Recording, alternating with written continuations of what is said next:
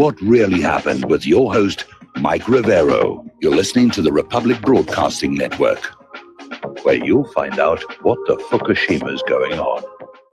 And aloha, America. Welcome back to our show today. It is Thursday, March 29th, 2018, and sure happy it's Thursday, sure happy it's Thursday, sure happy it's Thursday. A lot of stuff going on here, and first of all, I do want to apologize to everybody for taking yesterday off, but I just hit the wall. I'm running on the edge of exhaustion. I needed a day to rest, and that's what I did. I slept for most of the day except for choir practice, but we're back here today. I'm in a lot better shape, and so we're going to do the show, and we're going to have a lot of interesting discussions. The phone lines are open, 800-313-9443. Mike is in our control room, ready to answer the phone, put you on the air with your comments and questions. So let's get right on into it. We are hearing now that the Trump Department of Justice is starting to investigate the Obama FBI FISA abuses and the Steele dossier. Now, this is coming from the Inspector General, Michael Horowitz, and he's saying he's going to review potential Foreign Intelligence Service Act abuses by both the Department of Justice and the Federal Bureau of Investigation following requests from Congress and Attorney General Jeff Sessions. Now, it remains to be seen whether this is an investigation that will lead to actual prosecutions or if it will just be another, yes, people did things wrong, but we don't feel that they deserve to be punished kind of a whitewash, which seems to have been the stock and trade of both the FBI and Department of Justice, certainly with regards to Hillary Clinton. But it is, getting on the corporate media. It's getting on out there. So we'll see what's going to happen with that. Meanwhile, documents have surfaced showing possible coordination between the CIA, the FBI, the Obama White House, and Democratic officials early on in the Trump-Russia probe. And the reason this is interesting is because the Obama administration's public stance was that it had nothing to do with what was going on with FBI and Department of Justice regarding the investigation. And now we're finding out that, yes, Obama was very much involved in coordinating with these people, trying to set up this bogus Russia collusion story to damage and possibly remove Donald Trump. Now, Donald Trump himself has lost a bid yesterday to toss out a lawsuit that claims his business with foreign and state governments violates anti-corruption provisions of the Constitution. Well, that also applies to the Uranium One deal. Why isn't anybody filing lawsuit about that? Because Hillary Clinton was conducting business with foreign and state governments to get that Uranium One deal pushed on through. And she made a huge amount of money off of it with donations to the Clinton Charitable Foundation. Now, a lot of people are still very upset about the fact that in the 2020 census, there will be a question regarding your citizenship. And of course, the liberal Democrats are going completely wild. They're just absolutely nutso. Can't be done. It's racist. It's this, it's that. No, the reality is that they're trying to basically redraw House representative districts by flooding in new voters who are favorably disposed to voting Democrat. So basically, it's about representation. The House of Representatives is supposed to represent the American citizens, and the districts are supposed to be drawn around the numbers of citizens in those districts, not the total population. And if they're counting undocumented immigrants, it's basically diluting the power of the American citizenry. So the Democrats apparently have given up trying to change the minds of the American people. They're just bringing in a new group of voters whose minds don't need to be changed. They're already there. Now, at least a dozen states are planning to sue over the new census citizenship question. And they're all out there screaming, oh, it's racist this, it's racist that. And the liberals are out there saying that, come on, there hasn't been a citizenship question on the census since 1950. Well, as usual, their facts are uncertain. The 2000 census had a citizenship question, and that was removed by the Obama administration. And once again, we're seeing a government, we're seeing political parties who are ignoring the Constitution. They're ignoring how the House of Representatives is supposed to operate.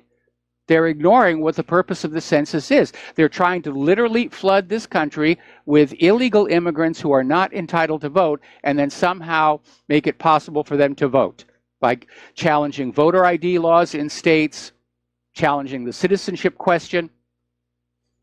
They're literally bartering away the nation built by generation after generation of legal American citizens to people who should not be here in the first place in exchange for their votes, which shouldn't be allowed to happen. That's how twisted this all is. Now, as you know, we have been highly critical of the Veterans Affairs Office of Veterans Affairs, and Trump apparently decided he had it. He's fired Veterans Affairs Secretary David Shulkin, and he wants to replace him with the White House doctor, Admiral Romney L. Jackson. He is being nominated, and Trump says that Robert Wilkie, an undersecretary at the Defense Department, will serve as acting VA secretary until Jackson is confirmed. So apparently Shulkin did not do the job he was supposed to do. We're going to do a shout out now to our on-air affiliates who are just now rejoining our network. Now,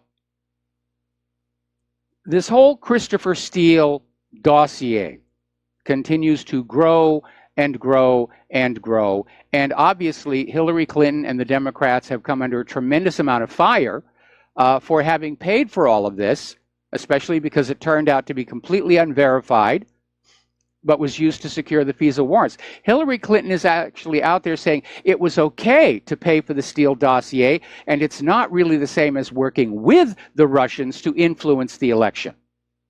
That's her latest spin doctoring out there. But if you want to talk Russian collusion, again, let's go back to that Uranium One deal. So let's get into the war zones here. Syria is now vowing to regain all occupied territories. They're determined to retake control over territories currently occupied by hostile foreign powers, terrorists, and so forth and so on. And Al-Jafari is accusing Israel, Qatar, Turkey, the US, UK, and France of waging a global terrorist war against Syria. And the diplomat noted Eastern Ghouta is about to be fully liberated from militants, and praised efforts of the Syrian Arab Army and from the country's allies. However, getting back all occupied territories may be a little harder than they're thinking, because the U.S. Army has started building another large military base in the eastern part of Deir ez-Zor province to further gain control over Syria's energy-rich regions. This is coming from a senior representative of the Syrian Democratic Forces. In other words, they're going to grab the oil fields here. Meanwhile, almost 5,300 militants have left eastern Ghouta. They've accepted the government's amnesty offer. They're surrendering their weapons, they're taking their families, and they're leaving. So Ghouta is almost a completely done deal. And what the U.S. is planning on doing to somehow justify going back on in and trying to carve that country up remains to be seen. All right, we're going to take a phone call from Dustin in New Jersey. Aloha, Dustin. Welcome to the show. What's on your mind? Yeah, hi, Mike. How you doing? I wanted to talk about the... did you hear anything about the Russians and the Saudi Arabians making the deal with the 20-year deal on the OPEC oil prices? I had not heard that one, no. Yeah, it's supposed to be a deal that they worked out, which would mean, you know, the U.S. would be out of that negotiation with any of that, right? So, I mean, and then you throw in Germany's Nord Stream 2. Yes. They're allowing permits to go through for that. Now, Germany, I believe, didn't they just kick out one as a ceremonial, you know, thing, one ambassador or whatever, right? Diplomat, yes. But then they actually approved, and they're going to get more permits for the Nord Stream 2 project to continue, which basically, if you remember, wasn't the senators and congressmen, like 39 of them, trying to stop that project from going on, which is none of their business anyway. They're trying to stop that project. That project is a very important project. Now, is this a signal of Germany saying, we're done with this? It could very well be. Basically what it is control over those pipelines provides a great deal of influence over the nations dependent on that oil. And after the tensions in Ukraine and the Russian oil and gas pipeline going through Ukraine to Europe, which was literally being threatened by Poroshenko to try and put more pressure on Russia, Russia decided they wanted another pipeline that would reach Europe without going through Ukraine, and that's what Nord Stream 2 is all about. And the U.S., of course, is opposed to it because they want everybody to use the existing oil pipelines, which U.S. investors, politicians are partly invested in. And that's really what it all comes down to. If you own the pipeline, then you're getting a share of the transit fees. Those pipelines are not sitting there used for free. To send your oil through the pipeline, you have to pay a fee, and that fee goes back to the people who financed and built the pipeline. And obviously, the United States government, American investors, American politicians want oil flowing through pipelines owned, at least in part, by American companies. It makes me, it's sad though. It's like, that's capitalism. Russia's got a product and they're selling it to you, and you don't have to buy it if you don't want it, freeze. But that's capitalism. That's free market, right? I mean, but the U.S. The U.S. and certain countries like Britain, they had all this cold spell. I just don't understand their thinking. Would they rather their people? I guess they'd rather have their people freeze or fly off to Switzerland. I guess, right? Well, see, here's the problem. The Nord Stream 2 pipeline is going to be delivering oil and gas from Russia to Europe at a much lower cost than the other pipelines. And so the United States right now seems to be moving away from viewing Europe as a partner and start to see them as competition. And this is leading not only to tensions over the Nord Stream 2 pipeline, but other issues regarding trade and sanctions. And Mike, I want to switch back to the Petro Yuan. I don't want to scare anybody, but as time goes by and we still decline further and their Petro Yuan rises and our petrodollar falls because more countries are going to go to Petro Yuan just because they can either, get the yuan or they can get that put into gold, physical gold. More countries are going to do that because gold's like a safe haven. And we're going to get more desperate, Mike. Us, the British, the West, Canada, Australia, France, they're going to start getting a little more desperate. I think Germany's going to be okay, Mike, because they're actually holding up the European economy pretty much at this point, But, I just feel these people are going to do something desperate, Mike. At this point, it does seem like that's what's going on. Now, you need to understand that while buying gold and silver and precious metals is a wealth preserver, the Petro Yuan is not something that you buy to hold on to. Basically, it is simply saying you're buying oil futures denominated in the yuan, which is more and more being seen as a much more stable currency, less risky than the U.S. dollar. All right, thanks, Mike. Have a good show. All right, thanks an awful lot. We're going to switch over to Alan in Iowa. Aloha, welcome to the show. What's on your mind? Oh, hey, Mike. I couldn't help but think the other day that I thought I had heard somewhere where a majority of the vaccines are made in China now. And I'm thinking to myself, as we saber rattle with them and, try to make them our enemy and vice versa, how do we know what the heck they're going to start putting in that stuff? First of all, I'm against vaccines to begin with, but why would you have your supposed enemy making your vaccines for you? That just sounds crazy to me.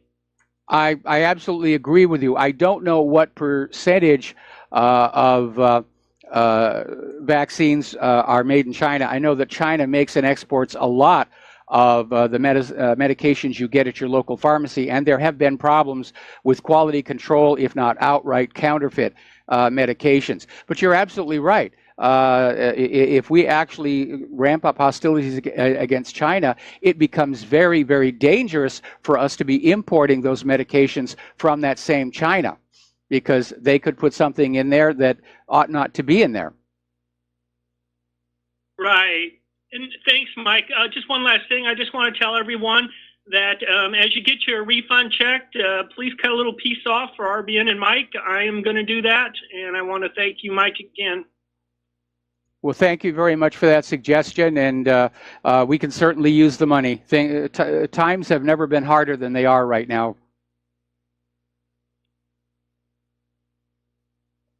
Okay, Alan? Thank you, Mike. All right, thank you for the phone call. We're going to let you go here. Okay, the phone lines are open. We're getting back to the news.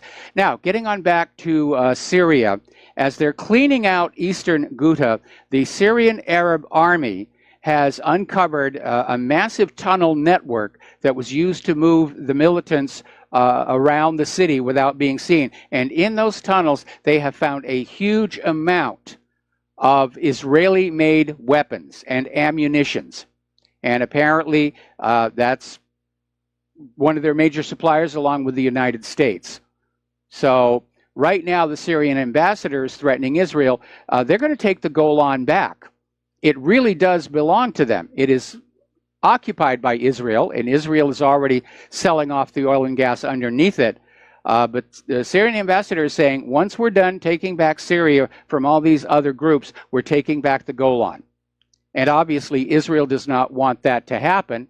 And that probably is one of the major reasons why Israel was supporting these terrorists and these militants to try and keep Syria paralyzed so that Israel could go on doing whatever they wanted to do with the Golan. Now, let's get on over to this kerfuffle between Great Britain and Russia because it is getting really, really out of control. Interesting little article that came out of Sputnik News called Britain's Last Hurrah to Vandalize EU-Russia Relations. And it's saying that basically international relations has deteriorated into global insanity. And the British government is trying to lead dozens of nations down this path of a Monty Python burlesque politics towards Russia. And it's not funny because this is how wars get started.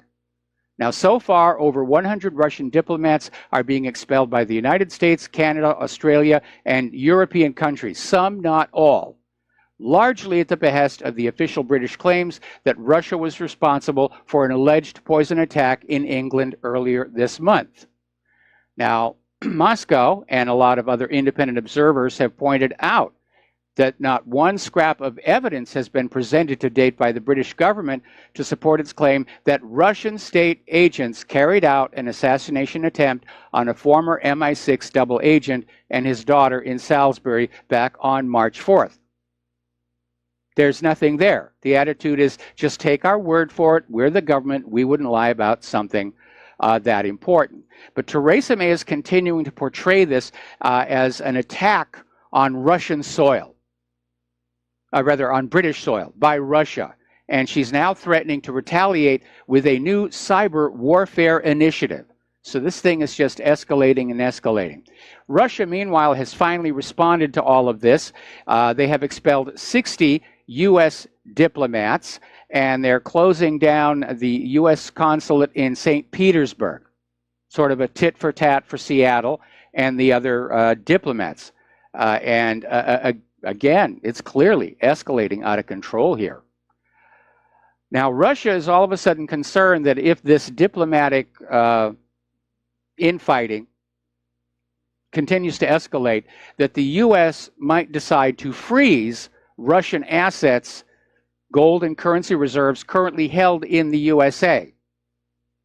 Because Russia is one of the many countries that does store their gold in U.S. gold depositories. And they don't want to run the risk of that all of a sudden going bye-bye. So there may be a request for repatriation there. But again, we're seeing the U.S. goad Russia, hoping to provoke a response that can be used to say, okay, we're in a war. We'll be right back with a phone call after these few words. Aloha, America. Welcome back to the show here. We're going to go right back to the telephones. Terry in California, aloha. Welcome to the show. What's on your mind today? Mike, I've been on the internet and I've seen things about the 5G network, and I'm a little confused on it. I'm just going to ask a question and hang up, and you can answer it if you want to, whenever you want to.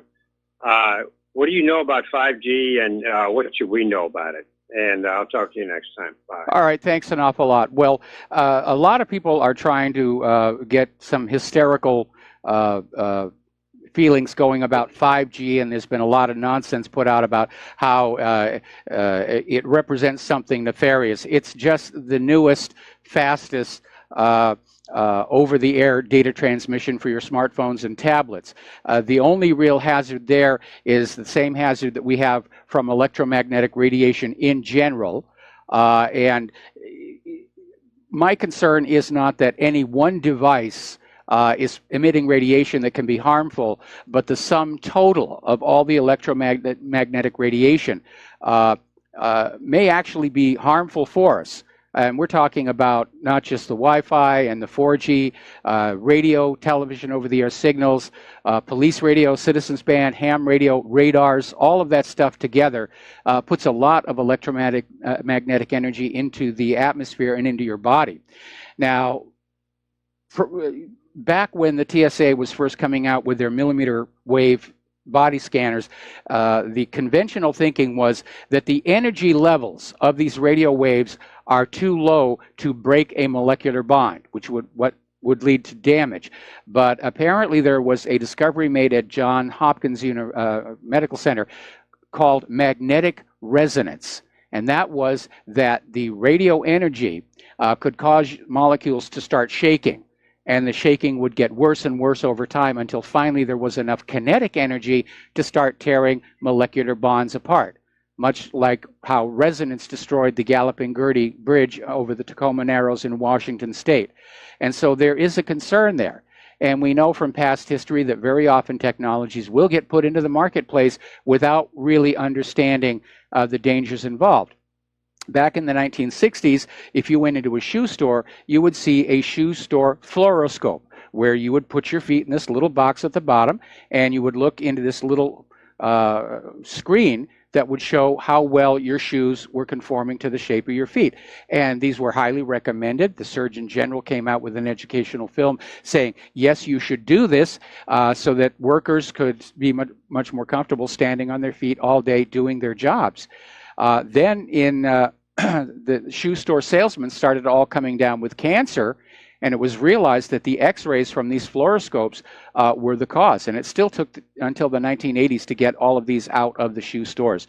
So there's a concern about the energy, but I don't think there's anything specific about 5G that is any worse than, for example, 4G.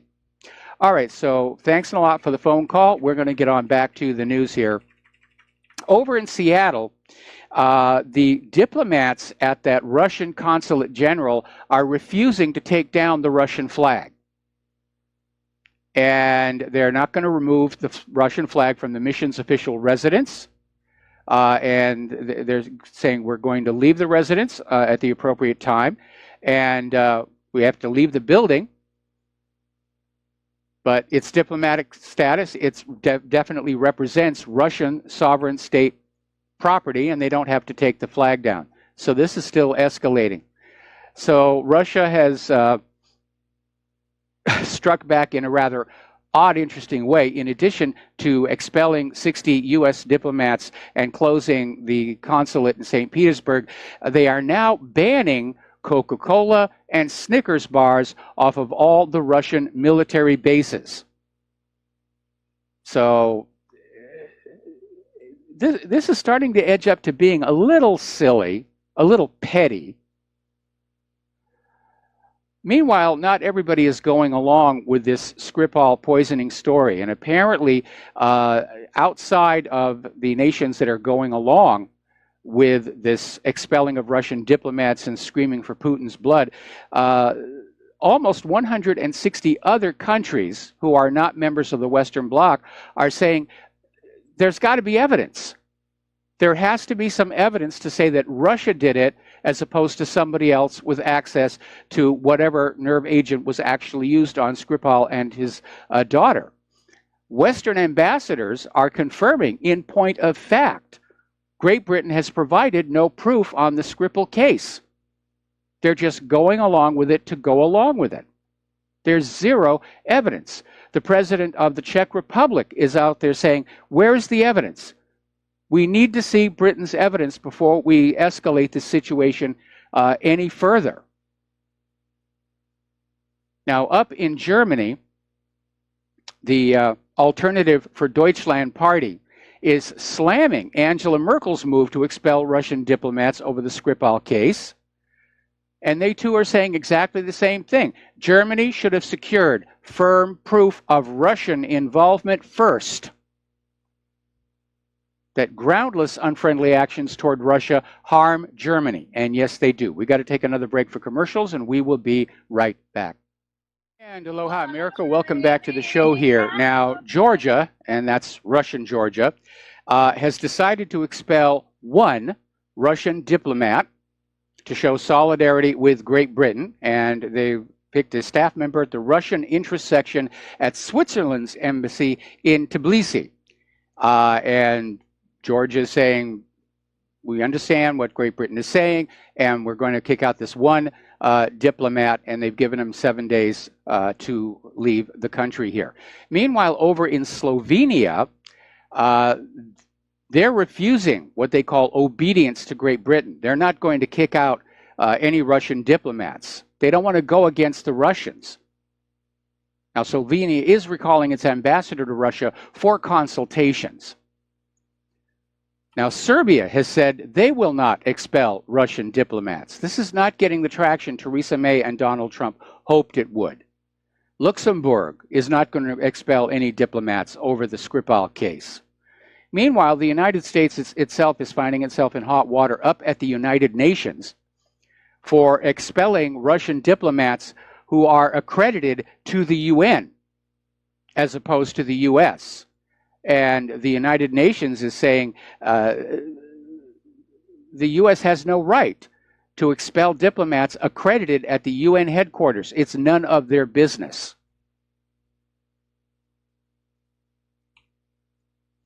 Meanwhile, we're finding out a couple of developments about Sergei Skripal and his daughter. First of all, last week it was being reported that it was being considered to basically pull the plug. That he and the daughter are. They can't find out where they are. There's nobody being allowed to be to see them, nobody to visit them, even in the isolation booth. They just don't know where they are. And interestingly enough, that one police officer who supposedly was exposed to the nerve agent, he's doing well. He's okay. Apparently, we're having technical issues again today. Apparently, that police officer was never anywhere near Skripal and his daughter, so we don't know what's going on there. Now, originally they said Skripal was poisoned at this cafe or near this cafe, and then walked outside, sat down on a bench, and that's where he was found. Now the police are saying, after all this time, they went on over and tested his front door of his home and say, oh, there's a very high concentration of the nerve agent here. He was attacked here at his home. Now, retired French GIGN officer Paul Baril says that Litvinenko, Berezovsky, and Skripal are all CIA and MI6 false flags to blame Russia. Baril says he knows not only how Litvinenko was assassinated, but his handler, exiled tycoon Boris Berezovsky, was killed to keep him quiet. And apparently this operation's name is Beluga, and its purpose is to blame Russia and make Russia look evil. John Pilger is out there saying much the same thing. The Skripal case is a carefully constructed drama. And if you look at how quickly events transpired, Sergei and his daughter were attacked. Oh, it's got to be Russia. Oh, we're expelling diplomats, and it spreads like crazy. It clearly was orchestrated. This was all ready to go the moment this incident actually happened. Now, one thing that has come on out that I don't think anybody's appreciating right now, questions over who actually can make this Novichok. Theresa May's entire case that Russia was behind it is because that Russia some years ago was developing Novichok-like substances. but it doesn't rule out other countries doing exactly the same. And a lot of attention has focused on Porton Down, which is very, very close to where Skripal and his daughter were poisoned. And Porton Down has the capability of making this agent. It turns out the United States Pentagon has spent at least $70 million on military experiments involving tests with deadly viruses and chemical agents at Porton Down. So Porton Down is apparently developing this stuff on behalf of the United States government. Article out of FortRush.com is basically saying that the U.S. has been able to make Novichok for 20 years. And it goes by the name of A234. But apparently there was information that came on out that basically said, yes, the U.S. knows how to make this. So again, you cannot assume that Russia did it. And again, the reason you shouldn't assume that Russia did it is Putin didn't have a motive. What this Skripal did happened years ago. Putin had other things to worry about that were more immediate, his re-election and the upcoming World Cup, and trying to basically tamp down wars in several other countries. This wouldn't have been a priority for him.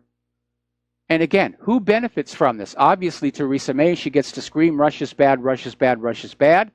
Same thing with Donald Trump and everybody else on board. This is an attempt to Iraq Russia. Just like we were lied to that Saddam Hussein had nuclear weapons of mass destruction, they're trying to build a case that Russia is a chemical weapons threat, just like they tried to do in Syria. Now, as you know, a while back, Britain played a kind of a dirty trick on Russia and said, it's up to you to prove you did not do this. Now, any student of logic will tell you you cannot prove a negative. It's impossible, and it's foolish to try.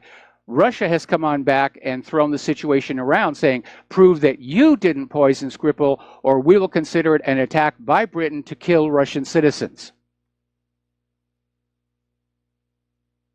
So the playing field is leveled on that one. Now, a while back, there was this gentleman named Lessin, who was basically a media expert. He was Russian, was a friend of Putin, and he was found dead.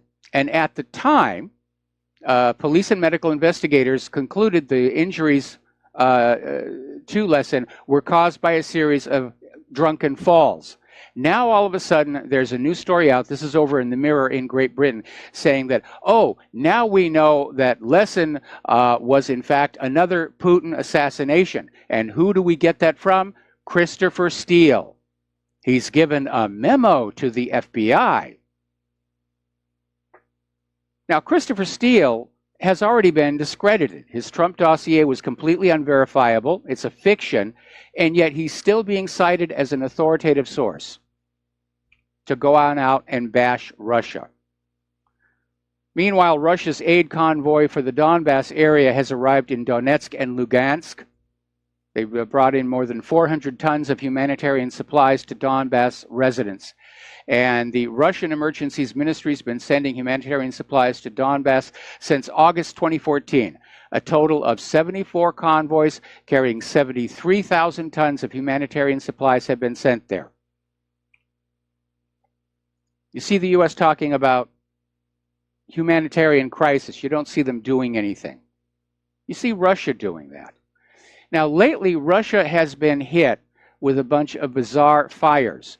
And one of them, of course, was back on March 25th when this Winter Cherry Mall in Russia's Kemerovo was burned down.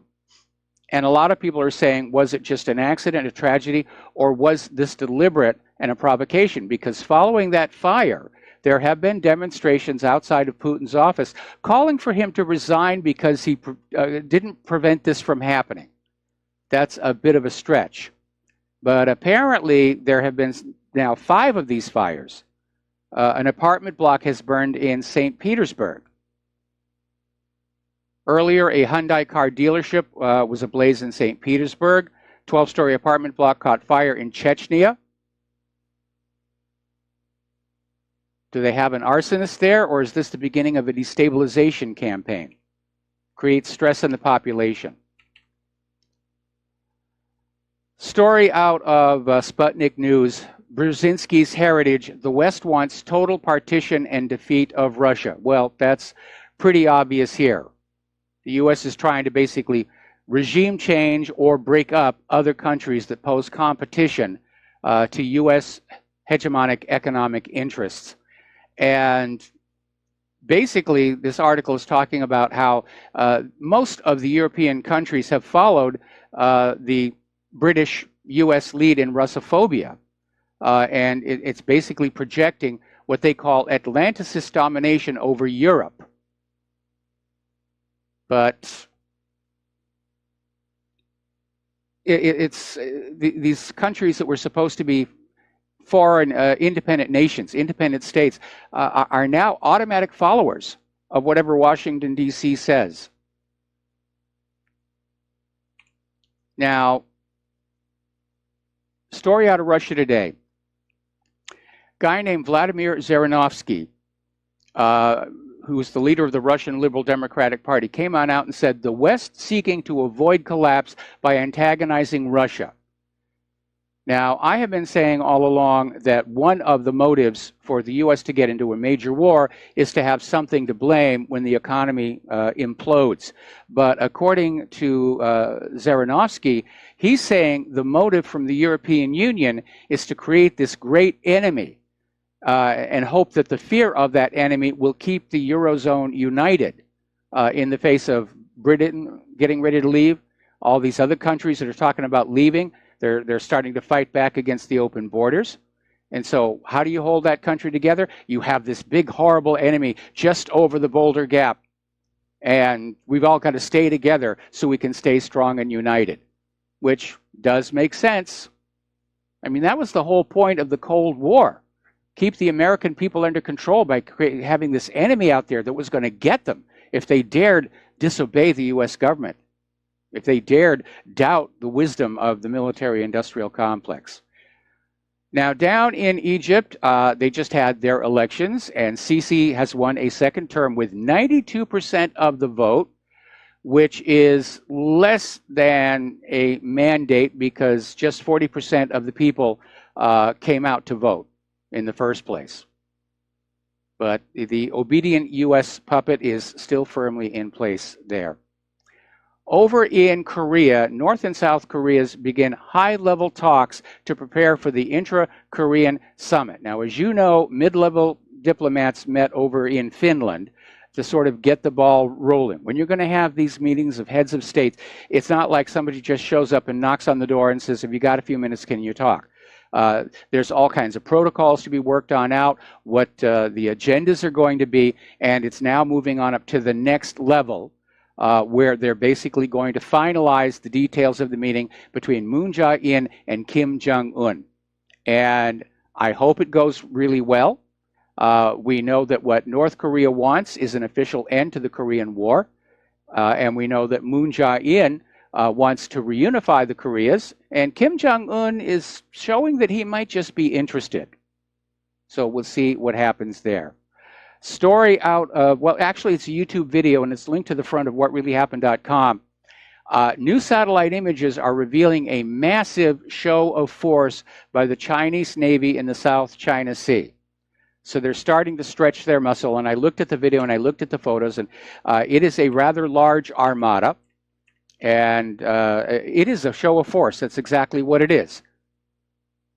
Because China basically wants to hang on to those islands.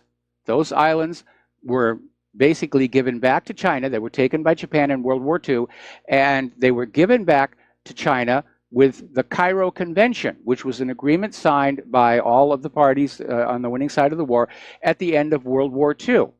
And now all of a sudden, you've got all these other countries saying, well, Cairo Convention be gosh darned. We want those islands. China has already been investing a large amount of money developing these islands. And it is, in fact, called the South China Sea on the map. But that's an area of tension, as is, unfortunately, Taiwan.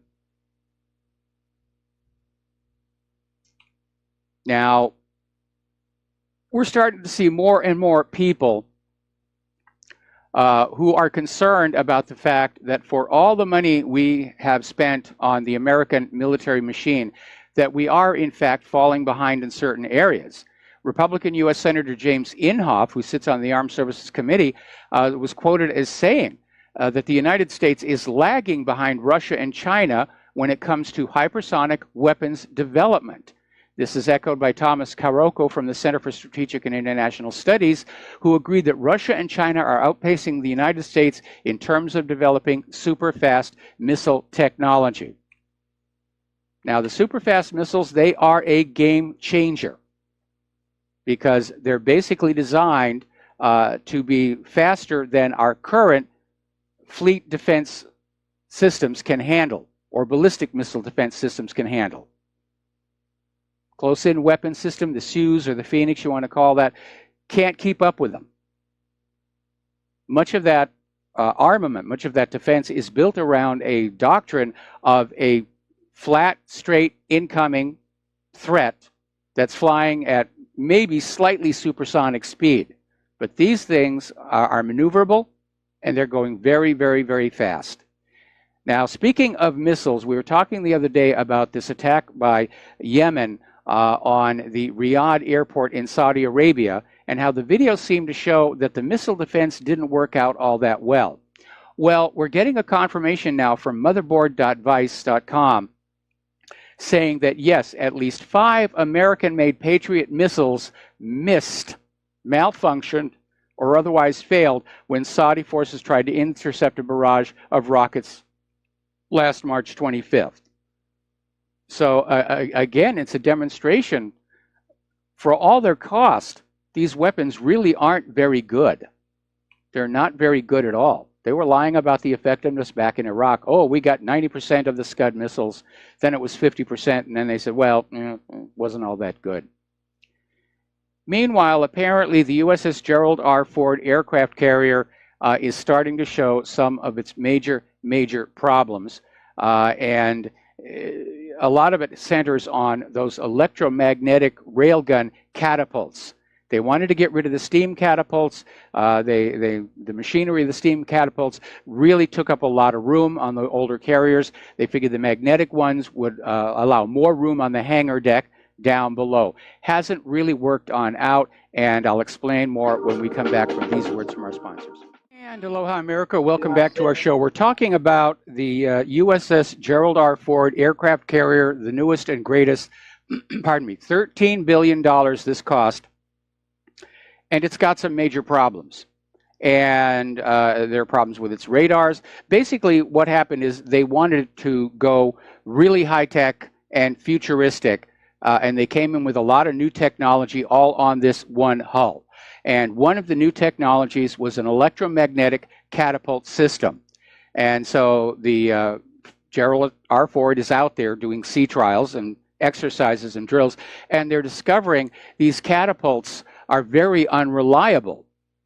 And they basically simulated a 4-day combat operation of launching, recovering aircraft over a 4-day period. And the Ford's catapults only have a 9% chance of completing the 4-day surge and a 70% chance of completing 1 day of sustained operations as defined in the design reference mission without critical failure. That's on a good day with a deck full of trained up sailors. And that's another area where they're getting into trouble. The Ford class was designed to reduce manning requirements, but it's very sensitive to manpower fluctuations because all this next generation technology is not well understood by up-and-coming sailors.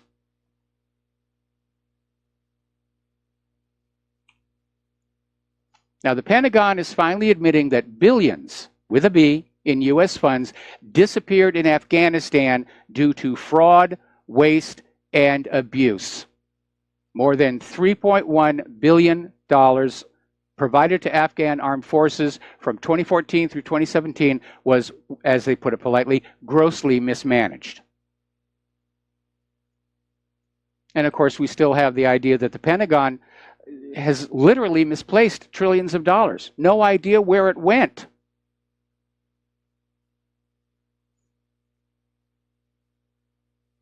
Now, there's another little interesting article. This came out of Sputnik News. Apparently, the high cost of maintenance and upgrades for the F-35 are so bad that the Air Force may only be able to afford 2/3 of the total number of F-35s they originally wanted, because they're going to have to set aside money for upkeep and upgrades.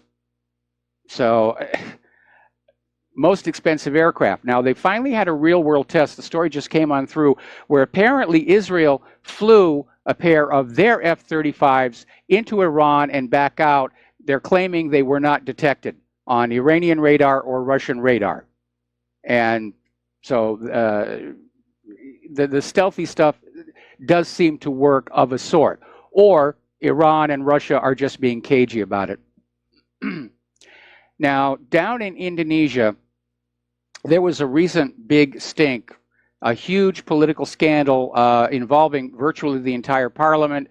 And Parliament has now responded by passing a law that bans public criticism of politicians. We're going to take a break for station identification. We'll be back after these few words. And aloha, America. Welcome back to our show here, hour number 2. The phone lines are open, 800-313-9443. Now, as you know, this is a very religious week. Last Sunday was Palm Sunday. This coming Sunday is Easter Sunday. The Claire's choirs are very busy, obviously. Passover is coming up. And apparently over in Israel, some Palestinian Christians were having a Palm Sunday procession, and the Israeli soldiers just attacked them. And all these Palestinians were carrying were palm fronds, and they were singing hymns. And yes, some of them had Palestinian flags, and the Israeli soldiers just attacked them. Now, there is a planned mass Palestinian demonstration coming up very, very soon. And Israel is deploying 100 sharpshooters on the Gaza border ahead of those protests. Meanwhile, Israel has announced plans to demolish the entire village of al-Hiran in the southern Negev region come April. This will force 350 Palestinians into homelessness. Okay, so let's talk about the economy. They had a good day on the stock market today. One of the problems with Donald Trump's omnibus bill is it does boost borrowing, and the U.S. government is issuing $300 billion with a B in new debt this week alone. This is the largest debt issuance since the 2008 financial crisis, and that debt is a serious problem. I know there's a lot of people who are saying debt doesn't matter, all that matters is liquidity. But if we get into a trade war with China or anybody else, that debt comes back to haunt us. Now, bond auctions have been weak due to the large supply, trade war concerns. There isn't actually as much demand for U.S. bonds as there used to be. They're not considered that they're as solid as once they were. And again, if Donald Trump continues to anger China, either over Taiwan or the South China Sea, China could just dump their U.S. treasuries. There's a treasury bubble out there. And if China were to dump all of their treasuries, that bubble could burst. China, meanwhile, is warning the United States against opening a Pandora's box of a trade war. So a lot of tough talk out there, and basically China is saying we would like to recommend the United States to refrain from any actions that could harm the trade and economic relations between the two countries. Otherwise, the United States will fall into the pit it is digging for others. Unfortunately, Trump is negotiating from a position of economic weakness because of all that debt, because of the long time it's going to take to revive our manufacturing, because of that GMO agriculture that people do not want.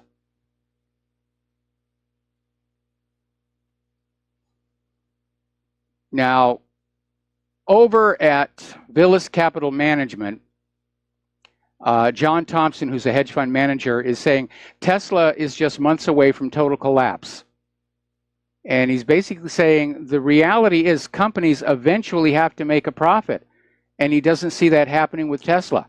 All companies, when they start up, they operate at a loss for the first few years. Depending upon the product or service, it can be anywhere from a couple of years to maybe 5 years. But after that, you've got to be making money in order to pay back all the debt, pay your investors. And so far, Tesla continues to operate at a perpetual loss. Another story coming on out of Zero Hedge, as we see more and more ramping up of talk of sanctions against Iran.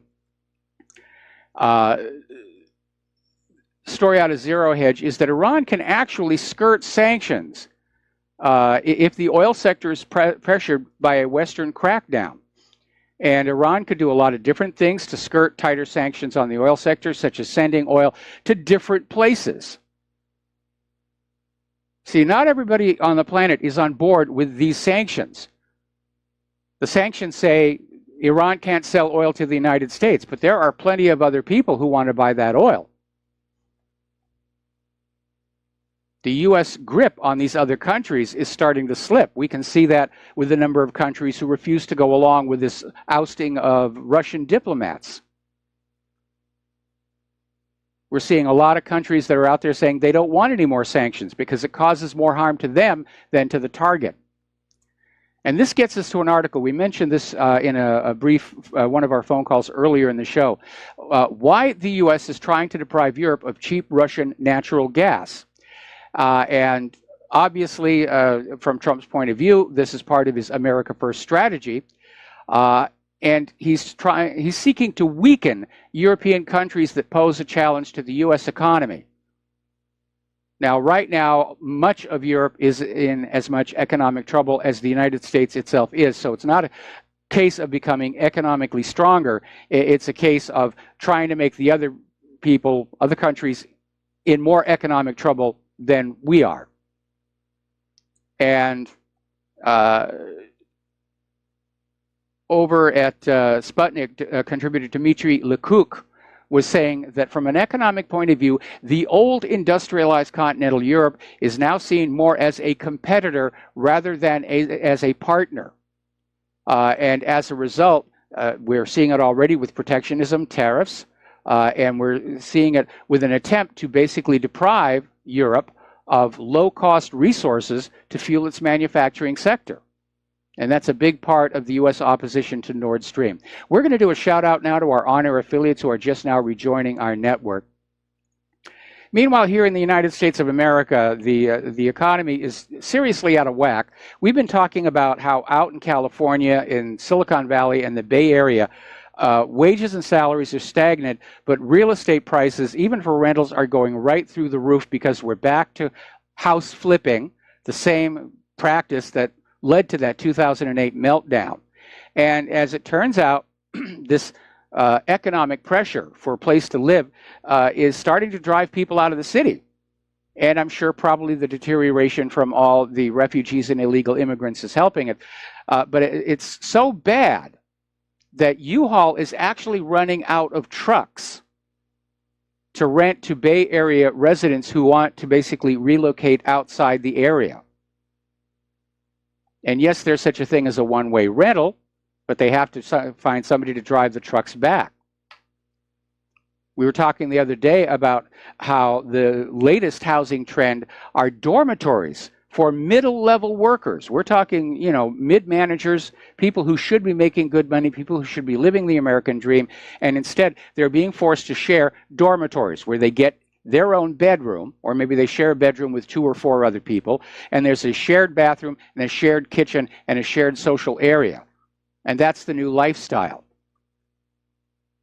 These are working professionals. We've heard stories about people who actually have full-time jobs at Google who are living in their cars because they can't afford the rents.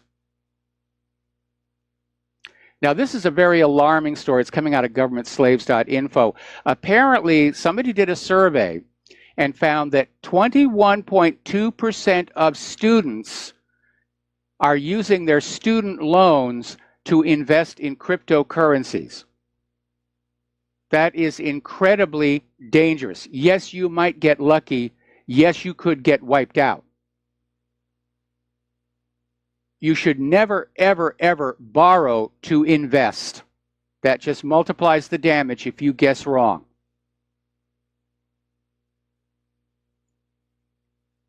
And if the cryptos collapse, you're still on the hook for that student loan.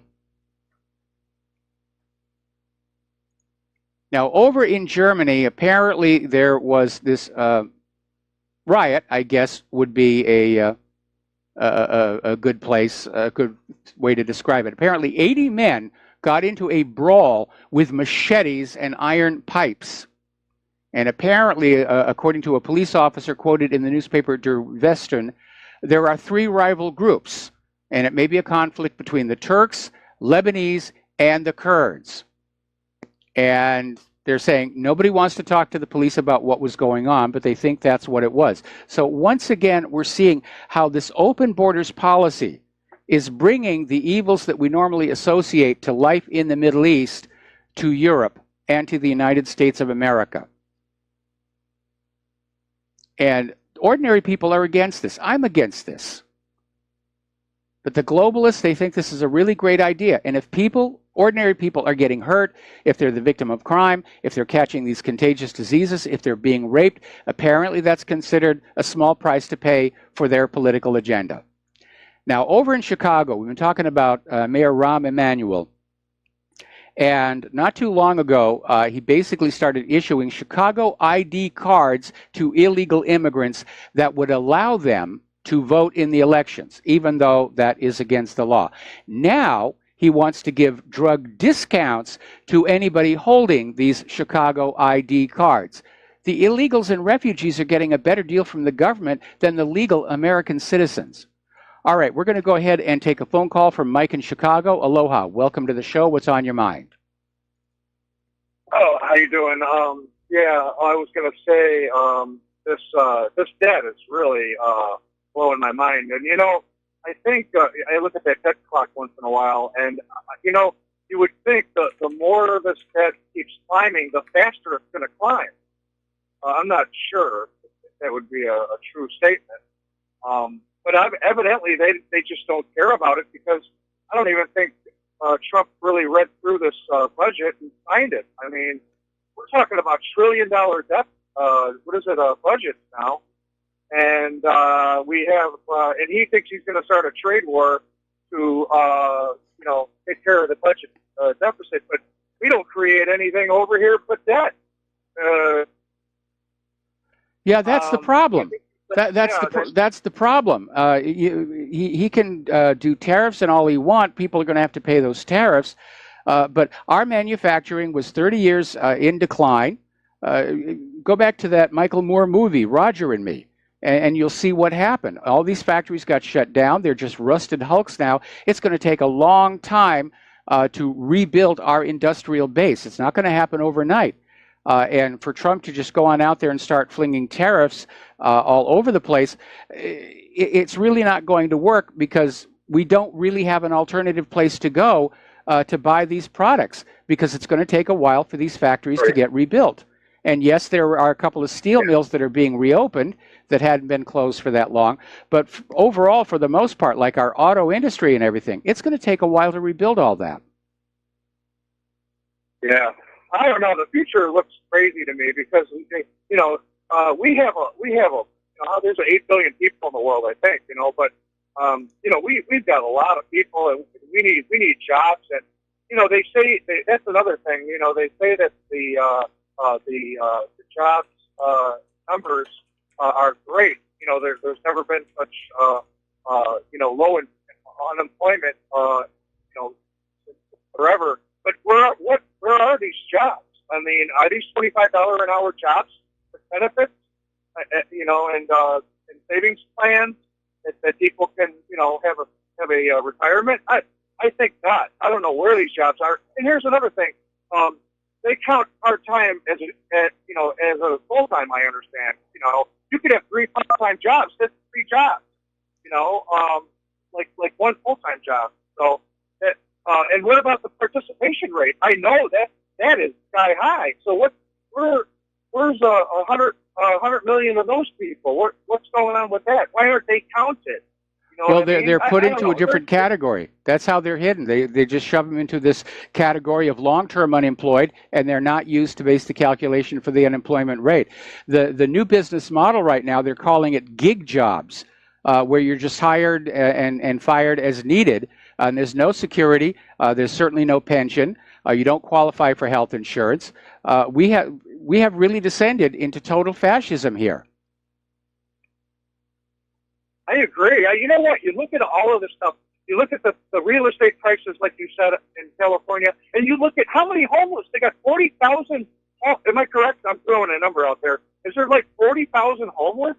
You know, in the I think it's 60. And, oh my gosh! I mean, are you serious? Something's going to blow up, and you got those. Everybody's trying to get out of their homes, and there's not enough rental trucks available. I mean, something's going to blow up. You know, if it ever blows up, I know you're going to hate me for saying this, but I really wish we would go to some kind of an electronic token type of money system, and that would not allow them to just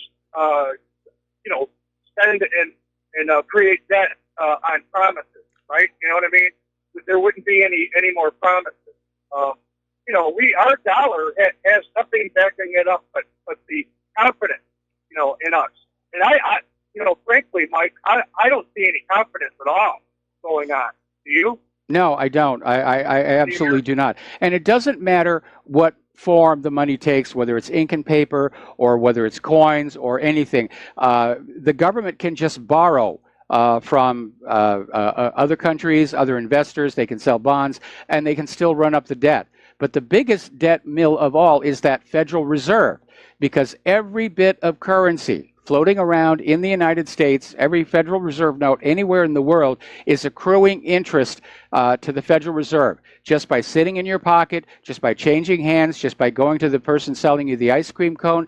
It is accruing interest to the Federal Reserve, and that's why our total debt is so totally out of control, because the debt by design is always larger than the available money supply, and that makes it impossible to pay off. Exactly, and like I say, something. Don't you feel like something's gonna? Well, maybe they. And then we were talking about maybe they need a war. Everybody's talking about they see a war coming. That's going to be the answer because of all the debt that they created. I mean, it's really sick, man. Yeah, it's me. It's really sick. It really is. I don't know, Michael. Have a good Friday, and love your show. And God bless everybody, and I hope they have a good Easter Sunday, okay? All right. Thank you very much for that one. We're going to switch over to Joe on Maui. Aloha, Joe. Welcome to the show. What's on your mind? First-time caller. I've never called your station, but I listen to you every day religiously. I got to tell you, when I first started listening to you, I thought, I like what he says. He's so smart, but I don't agree with everything. I don't believe in that 9/11 thing. I don't believe in this. But I got to honestly tell you, Mike, I had to call you to tell you this.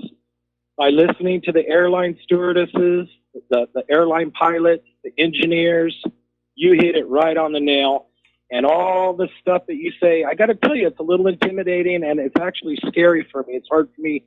I have to just live my life, be happy, and just because it's too much for my little brain to absorb all the crap that we're dealing with right now. It is overwhelming, to say the least. Yeah, it is. It really is.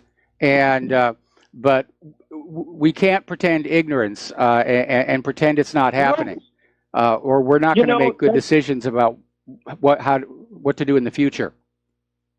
I agree with you 100%, and I have so many friends that are good Christians and good people, hardworking, family people, and I go, how can't you see this? Why you just burying your head in the sand? But Mike, I'm actually following after them lately because it's just when you see, first you think it's the swamp. Oh, we're going to drain the swamp. Okay, now you find it's the deep state. Then you see it's not the Democrats. It's a whole damn bunch of them. How is one man going to turn the whole damn thing around? And then you're talking about, like the last caller, about the war and about something's got to give. Exactly. But I can't waste every energy of my day because it just bums me out too much. And I like to be informed. That's why I listen to you as my number one favorite program. I am planning to go on your website. I'm not a computer guy. I love it when you start giving knowledge about that, even though I don't know how to use one. I'm 59 and I've resisted it all my life. So I use my cell phone and my smartphone, and I get pretty good use out of that. But the thing is, I will promise to donate some money and energy and positive stuff towards your program, because if you guys went off the air, I mean, I don't know where I could get the knowledge that you give, man. I just don't know where. Well, mahalo for that one, for the kind words and the donations. And unfortunately, I'm going to have to let you go because we got to take a break for commercials. Thank you very much. We'll be back with another phone call after these few words. Aloha, America. Welcome back to the show. We're going to go right back to the telephone lines. Lenny in California, aloha. Welcome to the show. What's on your mind? Thanks for having me, Mike. I got to the caller before me. You know, I just want to tell him, you know, go ahead and pop the red pill, man. It may be hard to swallow for a minute, but you'll get past it. And the fact that you're pissed off and angry right now, hey, that's the first stage of waking up. So welcome to the party. A few of us have been here for a while.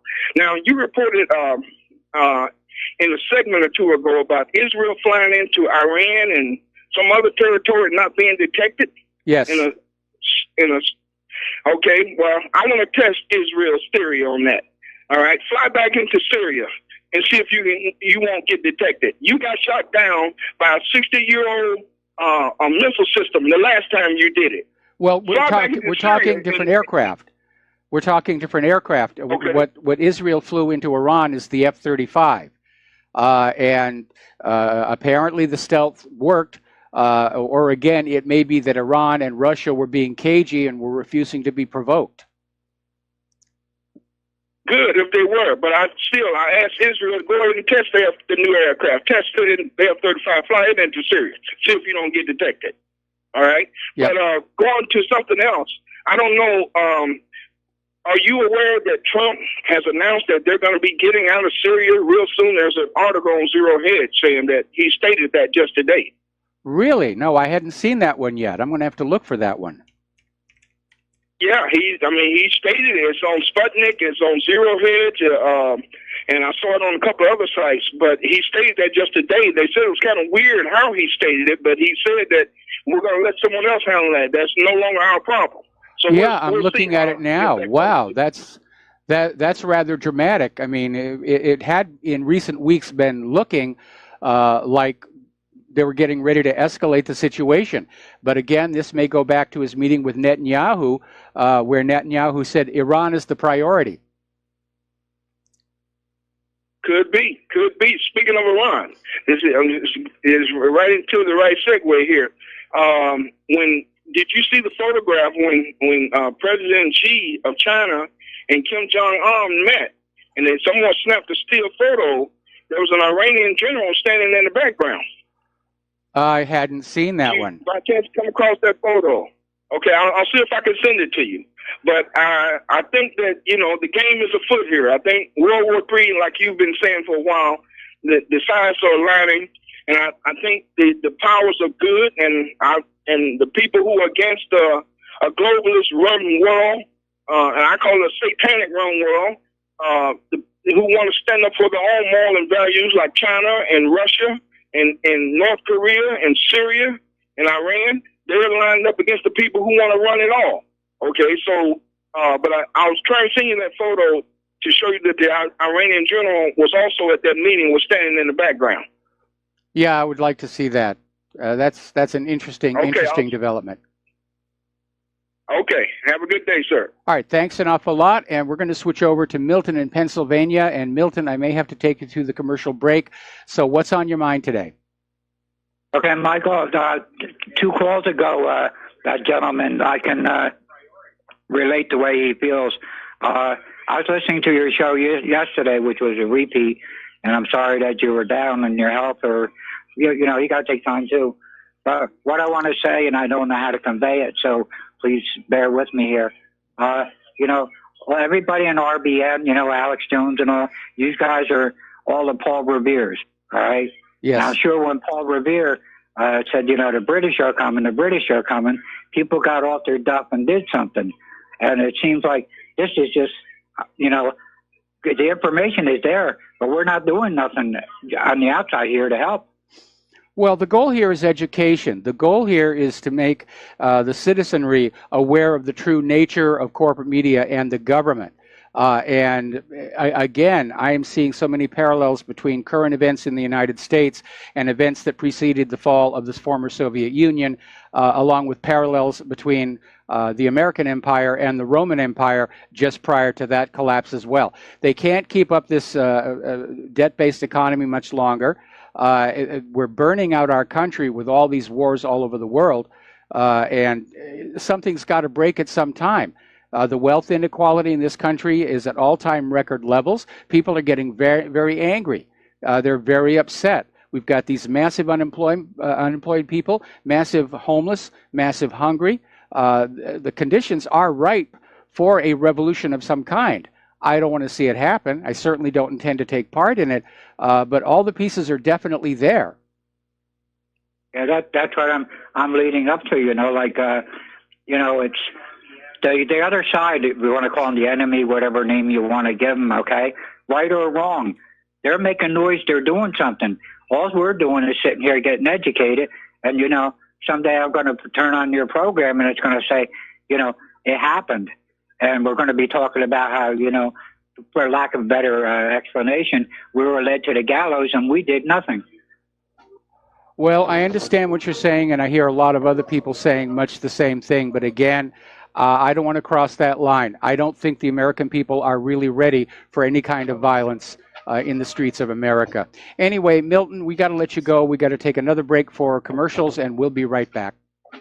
Aloha, America. Welcome back to our show. The phone lines are open, 800-313-9443.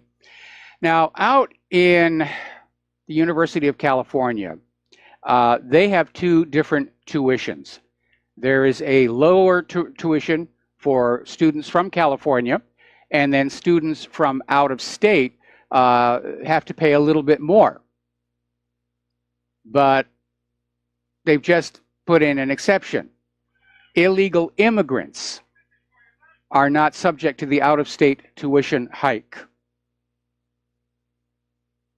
Like I said, the illegals and the refugees are getting a better deal than the legal American citizens, and this has got to stop. Now, Huntington Beach is the latest California city to declare that it is not part of the sanctuary system. And meanwhile, Orange County, California, are filing a lawsuit against the California sanctuary law. They're being joined by Trump and Sessions as well.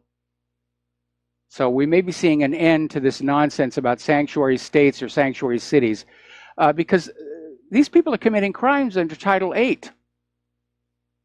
And as we talked about earlier in the show about the demographics, rather than try and convince the people to change their mind from conservatism to liberalism, they're just bringing in as many people as they can who are already predisposed to vote Democratic. And the Democratic leadership has already admitted this. They're stealing our country out from under us right in front of our very eyes.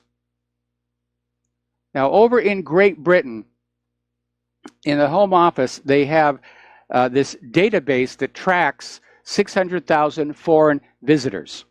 When you go through the customs and you get checked out, you just get your passport stamped, goes into the computer, they keep track of it. But apparently, something went wrong, and they lost a whole bunch of that data. 600,000 foreign visitors, the details just vanished, and that found that there were no departure records for 88,000 non-EU visa nationals with ISA identities, nor for 513,000 identified non-visa nationals. Okay. Just getting a tsunami warning in here. Now, as you know, during the March for Our Lives in Washington, D.C., one of the chants they kept saying was, enough is enough. Enough is enough. Well, that applies to a lot of different areas. And let's apply it to police violence. because we know there has been a serious problem with law enforcement just hauling off and shooting people who didn't need to be shot, completely innocent people. They mistake a toy in the hand or a cell phone and they just open fire. And you have to include that police violence in the issue of gun violence. And so, yeah, enough really is enough. The police are killing a lot more innocent Americans than the mass shooters are, or the terrorists for that matter. Now, the March for Our Lives and this gun grabber campaign has, as usual, backfired. Gun sales are up. Donations to the National Rifle Association tripled after the Parkland shooting. I guess everybody figured on out it was another false flag here. Meanwhile, little quick postscript on this.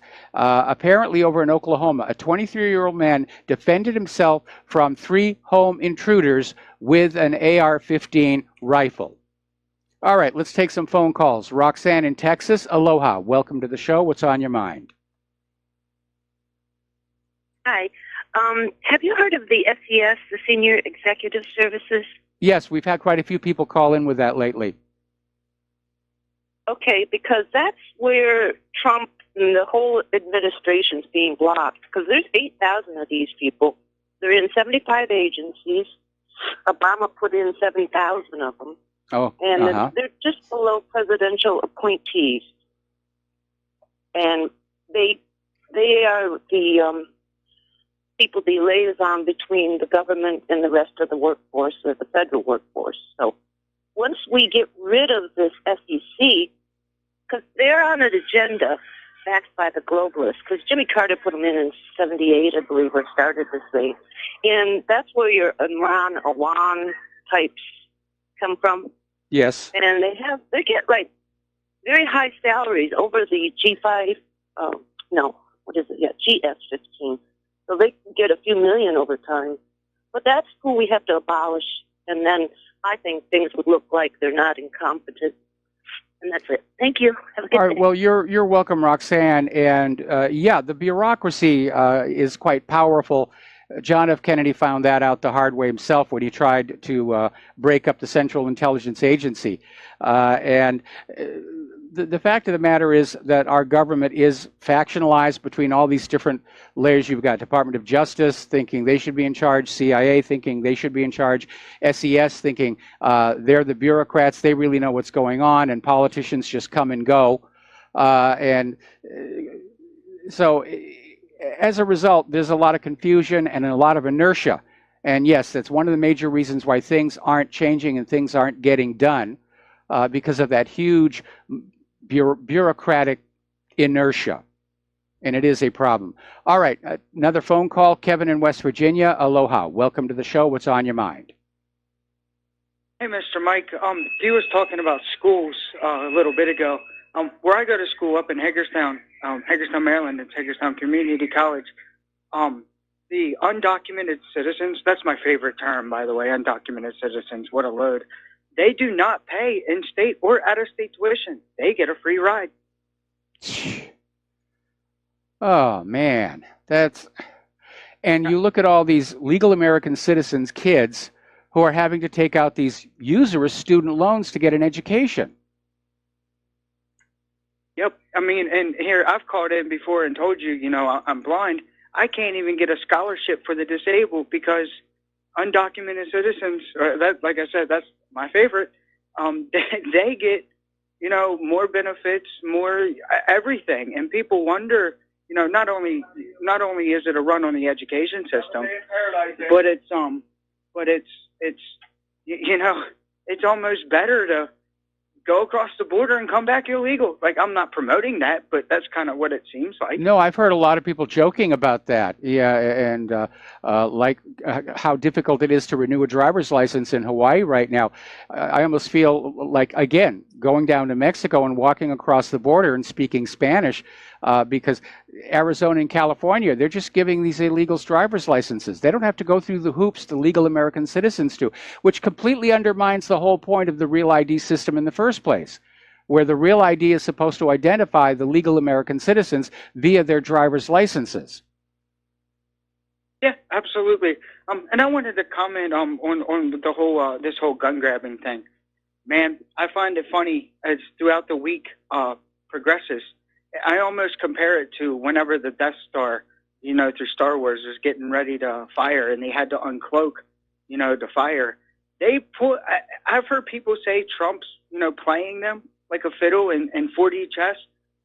I'm starting to buy into that, but there's a part of me that's like, no, this man ain't that smart. I mean, I think he's smart, but a part of me's like, no, this isn't some 4D chess being played here. But if it is, he did get them to come out and say what their agenda was, which was to come and get the guns.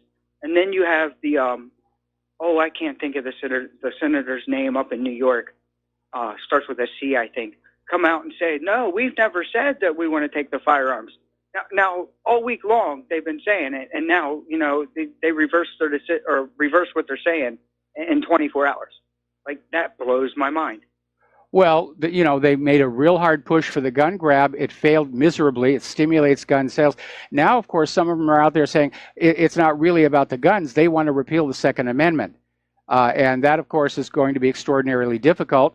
It has to pass Congress. The president has to sign it. And here's the tricky part. 3/4 of the states must ratify it. Yep. And I think Trump came out yesterday, didn't he, and say, I'm never going to repeal the Second Amendment. That's not happening. I mean, Concord and Lexington, that's what we were built on. Yes. Do people not remember history? It's utter insanity. I mean, like I told you, the school I go to, Hagerstown, it's a very liberal arts college. I mean, and to have a conversation with people, you walk up to someone and try to talk to them, they get like the deer in the headlights and have no idea what to say back to you. Or what you hear is racist, xenophobic, bigot, and I forget what the other one that they speak, or say, but that's all you ever hear. I mean, it's like, you walk up to a pretty girl and try to say hi, and they act like it's the end of the world, that you're sexually harassing them, and all you're saying is, hey, I just think you're a beautiful lady, and they can't even really accept that. This is what this world's coming to. It's utter insanity. It really is. And I think a lot of that insanity, especially on the liberal side, is being driven by the social pressure that we're all feeling right now. We're all aware that things are going horribly wrong in this country, but people don't want to turn around and say bad things to their superiors, so they look for some other place to vent their emotions and their doubts and their frustrations. And some of it can get kind of silly out there. But I see these all as symptoms of an impending collapse. I agree with you. Well, you give Miss Claire the best, and I hope you have a wonderful day and have a great rest of the show. All right. Thank you very much. We're going to let you go. The phone lines are open again, 800-313-9443. Getting on back to the gun grabbers here and the gun phobia. Apparently, there's this high school student, Zach Cascendento. He's a senior at Amity High Regional School, was suspended and arrested as a juvenile after he posted a picture of a toy gun on Snapchat. Now, that, I think, is really extreme. They're trying to scare kids away from even looking at guns or thinking about guns, which is going to be hard to do with all the movies and video games that are out there. But again, I remember when I was in grade school, gun safety was taught. There were shooting clubs in the school. The military surplus rifles were donated so we could all be taught the proper way to handle a gun safely. And we would take our guns to school. We'd leave them in the cloakroom because on the way home from school in the afternoon, we'd be varminting out the gardens. And that was normal life. We didn't have any mass shootings. And today, it's just so completely different. I don't recognize the place anymore. Let's take another phone call. Bob in Colorado. Aloha. Welcome to the show. What's on your mind? Yeah, I wanted to say something. Alex Jones today had Ted Nugent on. And Ted Nugent, of course, is really Second Amendment 100%. And I don't know where he got this, Mike, because I was on the road when I was listening to it, but he was reading something from a Supreme Court opinion that apparently just came out and 4 or 5 of the justices said we do not have a right to defend ourselves. Well, I would like to see the actual text of that Supreme Court decision, because that is utterly absurd. We live in a country where the police are under no legal obligation to protect us, and now we have Supreme Court justices saying that we don't have a right to self-defense? Well, I don't know if I know you do take bits and pieces from his show, and I heard that, and I have not had a chance to listen to it again, but he actually read it verbatim, and I don't know when the decision was made, but apparently it was pretty recent, and of course Ted Nugent's trying to get everybody to get together, understand they are coming after our guns, period. There is no ifs, ands, or buts about it. So I need to find that one. I definitely need to find that one. All right. Well, I thought you would find that interesting, Mike, because I know you've got so much on your mind. So, everybody who calls in with a little bit of information hopefully helps out, and everybody can research it. So you have a blessed evening, and talk to you soon. All right. Thanks an awful lot for the call, Bob. We're going to let you go. The lines are open again. That really upsets me. I mean, we've gone down this whole situation about police having no real legal obligation to protect you from violent crime. And now, apparently, we have Supreme Court justices saying that the American people don't really have a right to protect themselves. They're turning us into fodder for the criminals. They basically want a society where criminals can run rampant without any restrictions whatsoever.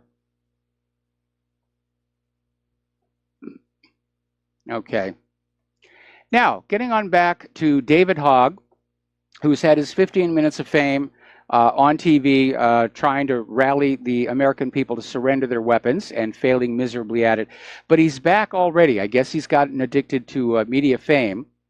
And he's launching a new crusade. And basically his latest idea is he's opposed to voter ID.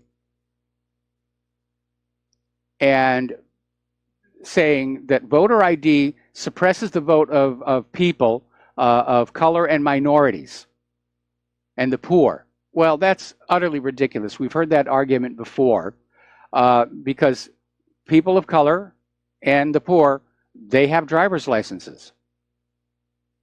There's no discrimination there. You go down to the DMV, you can get a driver's license as long as you're able to drive and pay the necessary fees.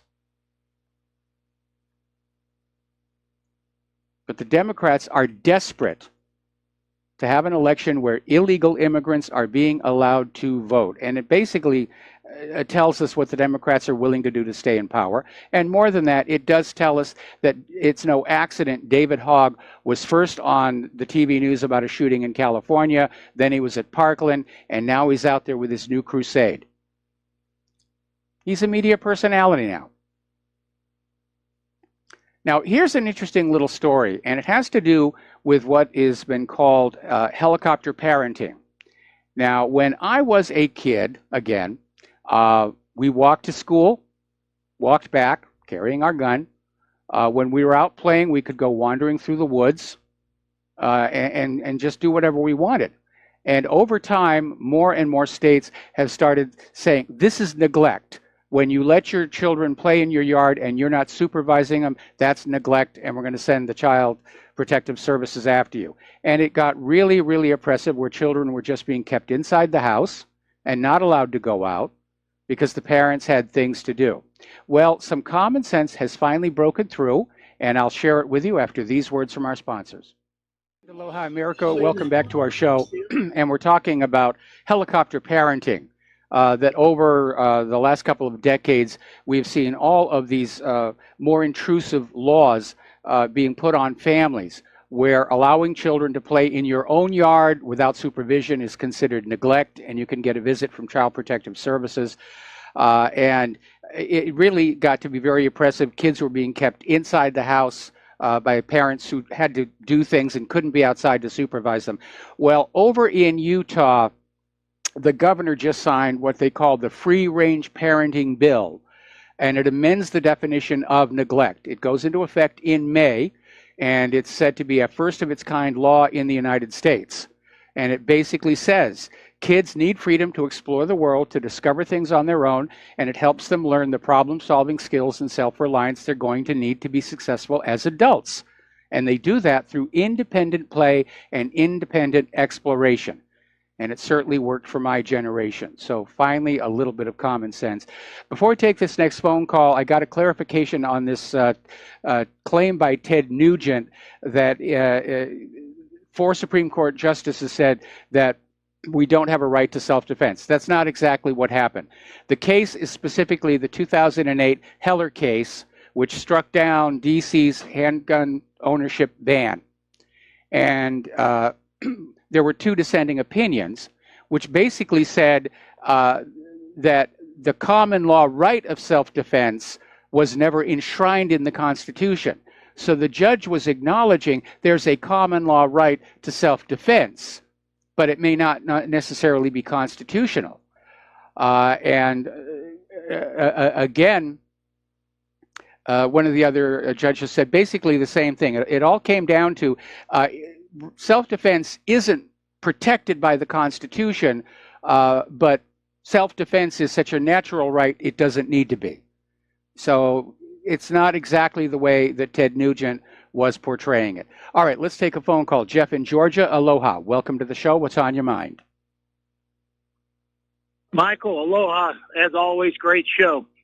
Michael, the world is $100 trillion in debt. I've told you this in a previous call. We're $25 trillion in debt when you include the state and local. Do you believe that when the government borrows money, that it is due to fraudulent fractional banking, that the bonds are bought by these mega banks and financial institutions through fractional banking? If they have $1 billion, they've got $10 billion in loaning power. They're buying the debt fraudulently. Do you believe that? It does seem to be a very real possibility. I know that when the Federal Reserve was established, the founders of the Federal Reserve simply created the money to borrow to buy a controlling interest in it. And so, yeah, there's a lot of shenanigans going on. Hey, Michael, 100 years ago, there's very good evidence that when the Federal Reserve was signed into law, that it was done through a very it was not an honest way it was done, because the 7 people that actually formed the ideal for the Federal Reserve did so in secret. Okay, Jeff. What I'm saying is this. Jeff, stay on the line. Jeff, stay on the line. We got to do station identification. I'll come right back to you after these words. Aloha, America. Welcome back to the show. We're talking with Jeff in Georgia. We're talking about the Federal Reserve. And anybody who wants to know the history of how the Federal Reserve came to be, there's a book called The Creature from Jekyll Island that is an excellent resource for learning about how we got sold back into the same kind of predatory banking that we fought the American Revolution to break free of. And we now know, looking back, that bankers are not the honest servants of the people they like to pretend they are. That in point of fact, they're there to make as much money off the people as they possibly can by any means that they can. And we rely on government to hold the greed in check. But as you descend into fascism, that check is no longer there. And that's another reason why we're seeing such wealth inequality in this country. The princes of Wall Street are living like kings, and everybody else is down there borderline homeless. They have created the banking cartel, the greatest ruling oligarchy in the history of mankind. Yes. They overthrew Russia 100 years ago. They run this country. They obviously run Europe, and who knows how many other countries. If the world is in debt $100 trillion, they are raking in hundreds of billions of dollars, and they are growing their apparatus. They're trying to snuff out you and me and our free speech. The Ken O'Keefe's, we have to go for their jugular vein. If the loans were fraudulent, they can be legitimately eliminated. And we need to be on one voice. Either I'm crazy that we can't overthrow the banking system by canceling fraudulent debt, or we all have to start speaking that because they run the foreign policy. That's World War III's coming out of the banking cartel running our military. I'm part of that, by the way, and I would have to just play my role in all of that because they run the show. They're at Russia's doorstep.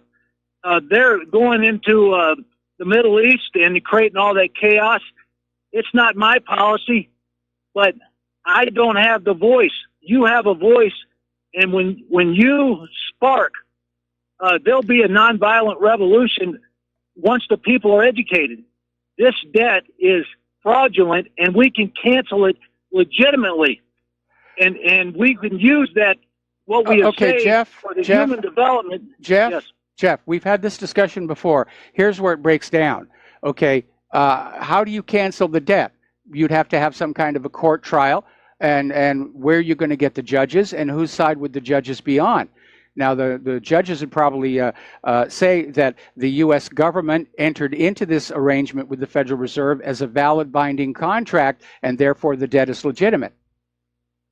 Now, we understand that the debt is created out of thin air along with much of the money, but the defense against your argument would be based in contract law. Michael, here's how you would do it. You have to have somebody on the halls of Congress that speaks after hours and goes on record that we need to cancel this debt, and it will spark. A lot of people have this cognitive dissonance. They'll say, there ain't no way it's that crooked. Yes, it is that crooked. I mean, people argue with me saying, you're a nut, that Kennedy wasn't killed by Oswald. No, Kennedy was killed in a coup d'etat. I mean, they are that good, the other side. We need somebody in the halls of Congress, and it starts out at the grassroots. It starts out somebody like your voice or Ken O'Keefe's or somebody saying, cancel the debt, you know, in the God's name, for the sake of peace. Well, we've heard, when the power shifts back to us, Jeff, we've heard a lot of talk about the possibility of a jubilee. I think it would be a really good idea, but we have to change the fundamental way that banking is handled in this country.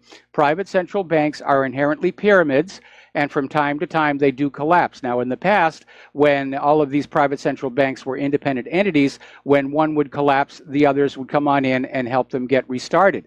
But now, with all of them linked together globally, there's a possibility the entire system could come crashing down all at once. And at that point, yes, that's where the grassroots comes on in, standing up and saying, no more private central banking. We go back to the economic system the United States started with, because that was an economic system that served the people rather than serving the bankers.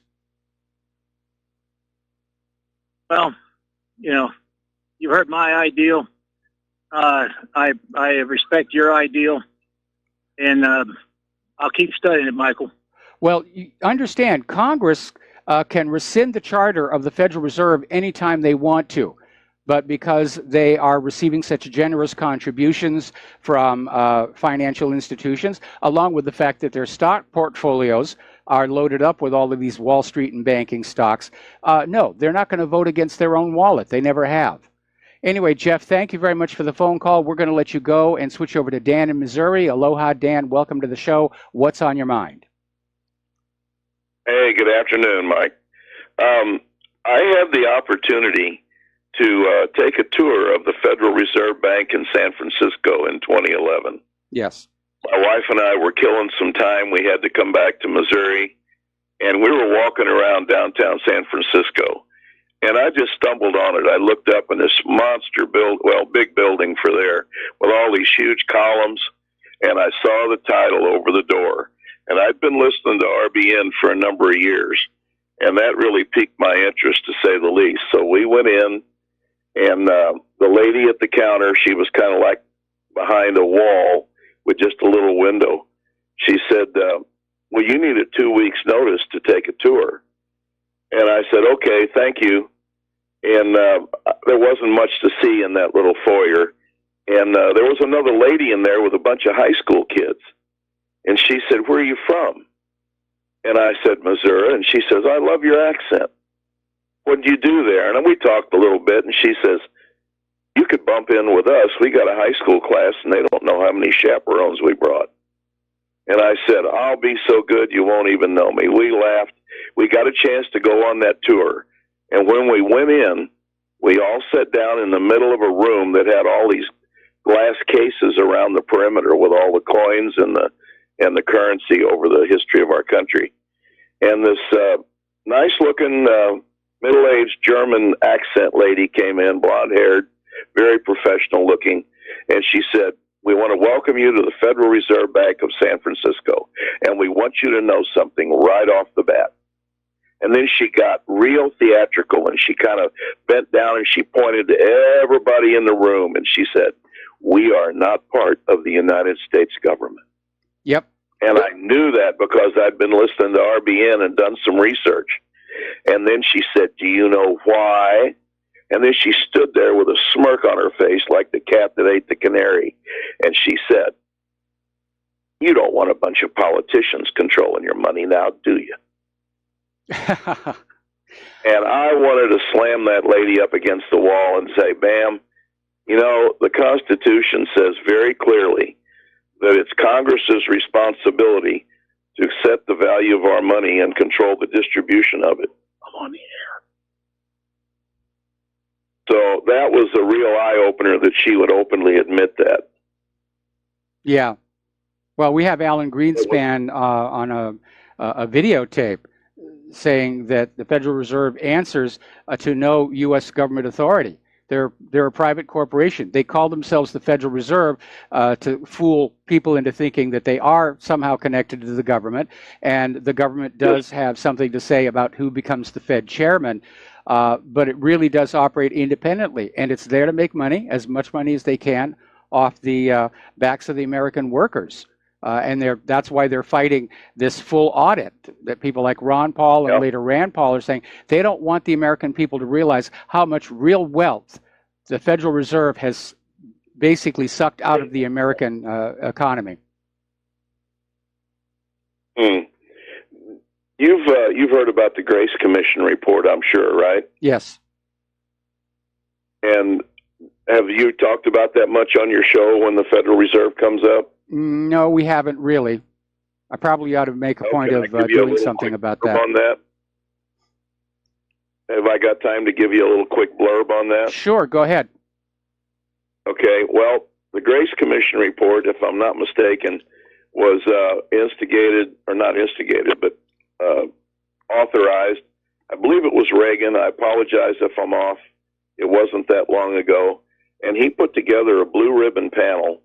And the guy that ended up head of the committee, his last name was Grace. And the mission for that committee was to find out where our government spends money and give the government their best recommendation on how to save money. And it became known as the Grace Commission report.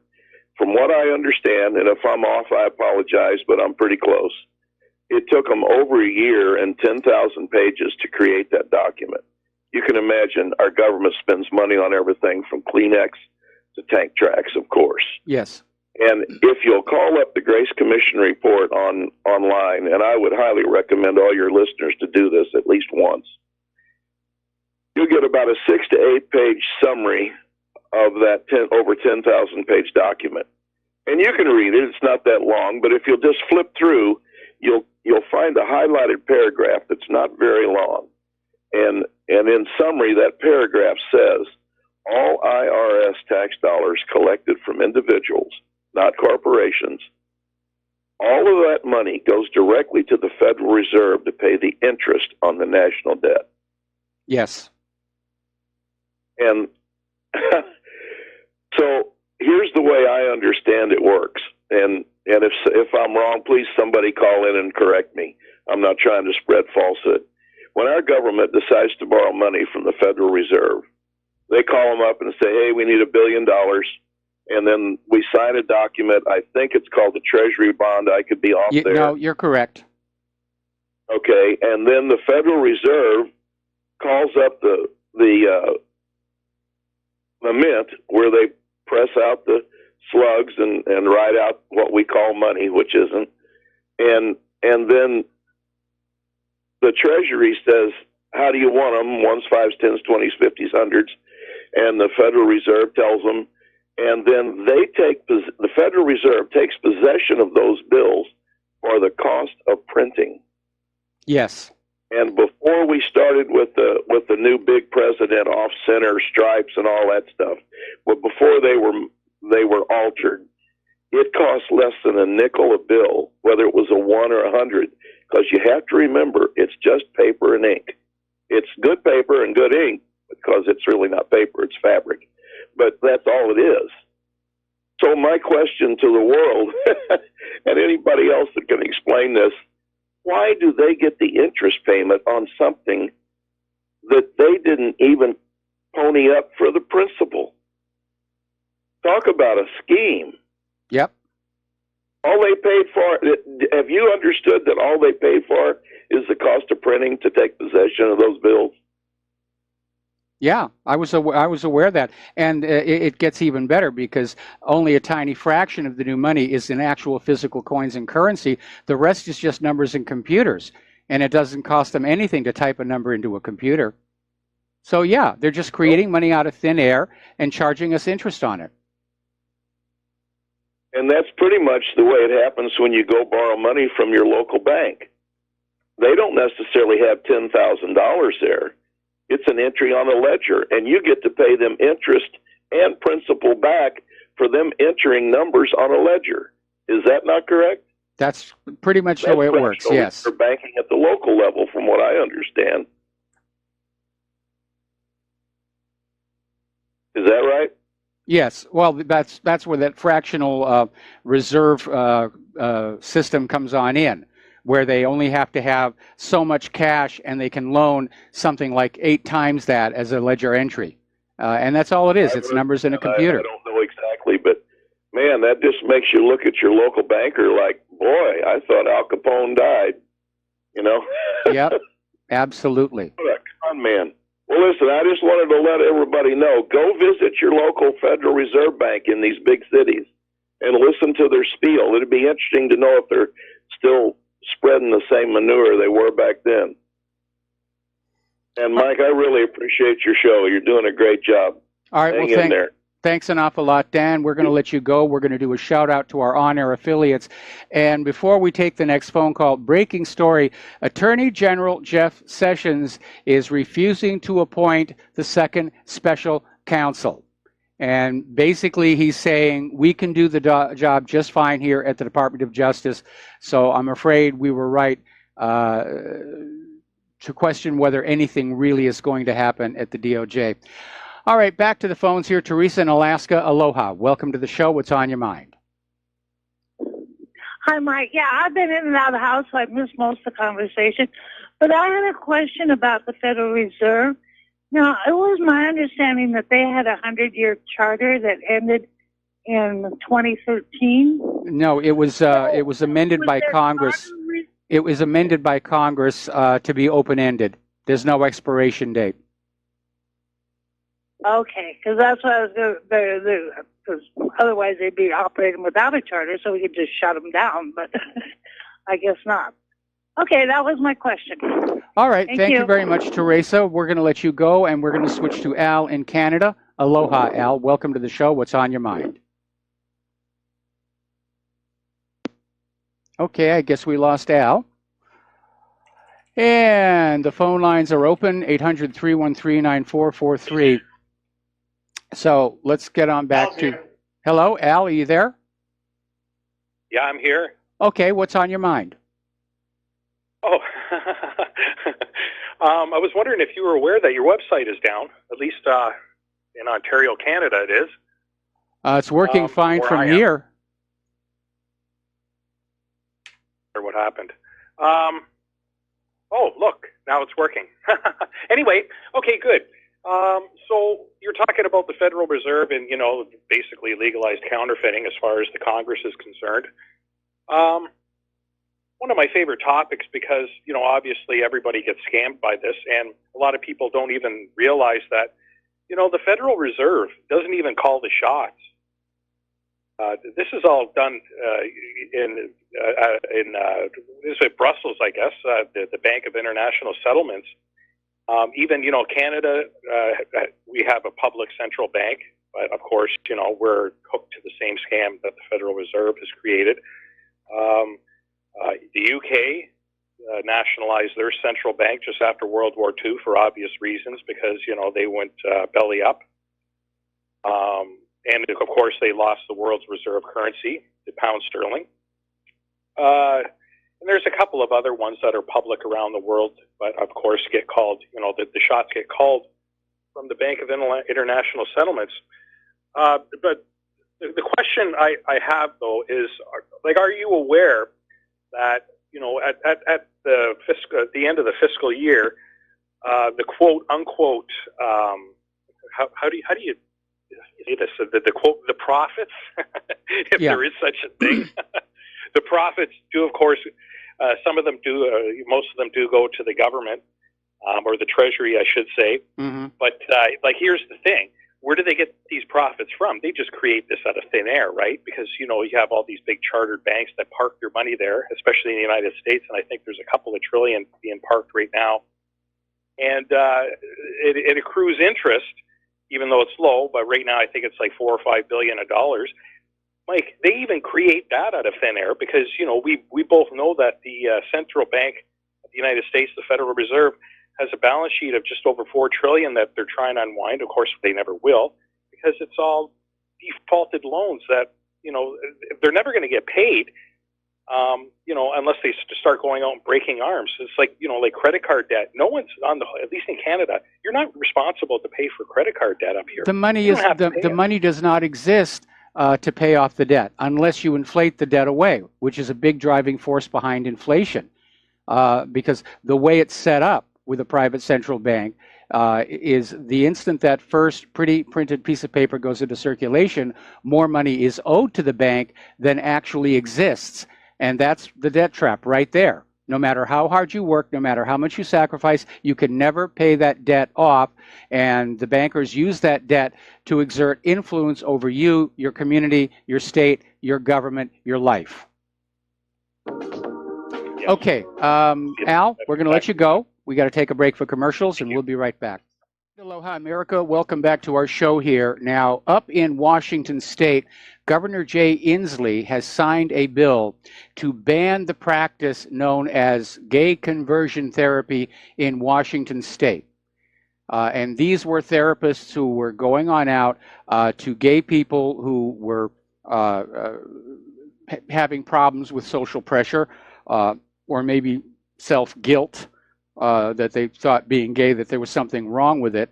And so they were going through this gay conversion therapy as if being homosexual is something that you choose to do, which it is not. It's genetically mediated. But apparently they caused a lot of damage. And there was this one individual, Danny Cords, who's a survivor of conversion therapy. And he said, it really doesn't work. It cost a lot of money, and it was time for it to go. And I think that's a good idea. Believe it or not, they're still getting snow in the Denver metro area. And of course, we're at the verge of April right now. So let's talk about computers and let's talk about Facebook, because there's a lot of stuff going on there. All the way back when Facebook was starting on out, Mark Zuckerberg was appearing in TV interviews saying that, no, your data is your data. We're not harvesting it. We're not mining it. We guarantee your privacy, blah, blah, blah, blah, blah. And of course, now we're hearing about this Cambridge Analytica scandal. But apparently there's another one out there. From 2007 to 2010, Facebook allowed a website called Profile Engine to scrape up user data and steal the details of over 400 million user profiles, which apparently all that data is still accessible on their website.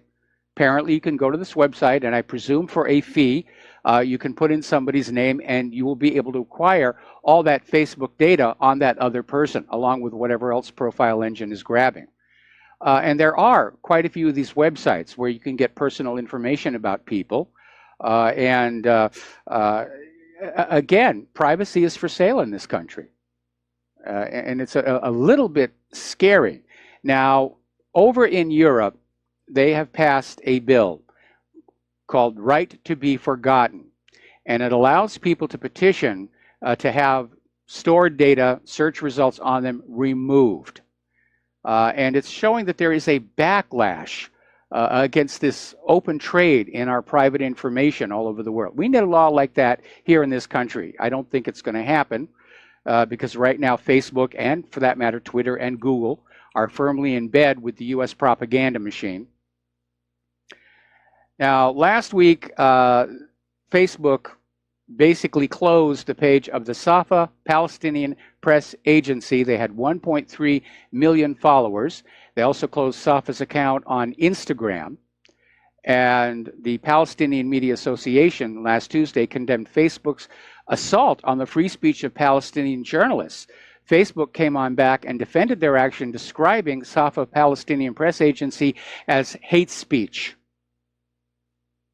Now, given how much trouble Facebook is in right now, and their shares have lost over 80 billion with a B in value since the data scandal broke, you would think Facebook would be very concerned about not being seen to engage in any of this behavior. But apparently, Zuckerberg just says, yeah, we're going to go ahead and take care of that. And a lot of people are deleting their Facebook accounts. I noticed last week the option to download the data Facebook has on you no longer appears on the settings page.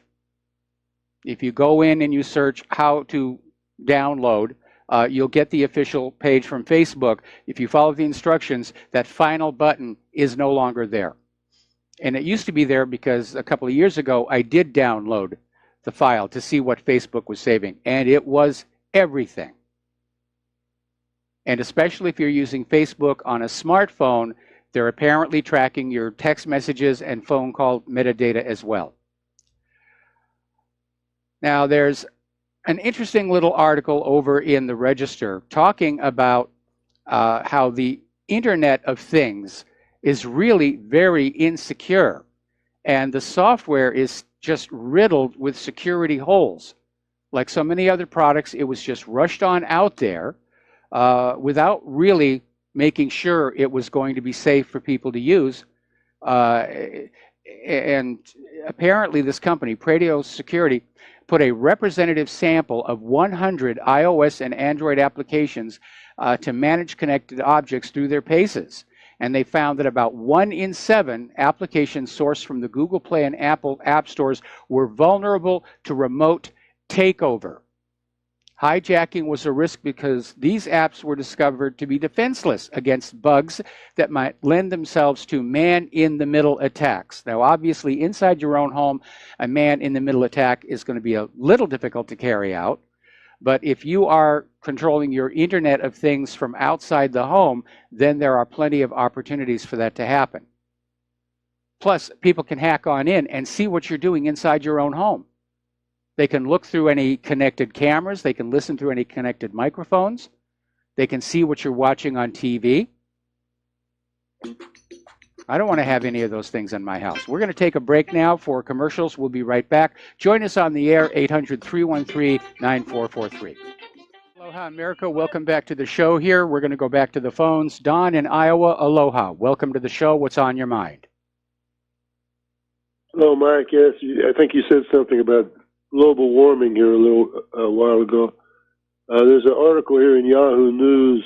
Independents are shifting to climate denial, according to the latest Gallup poll.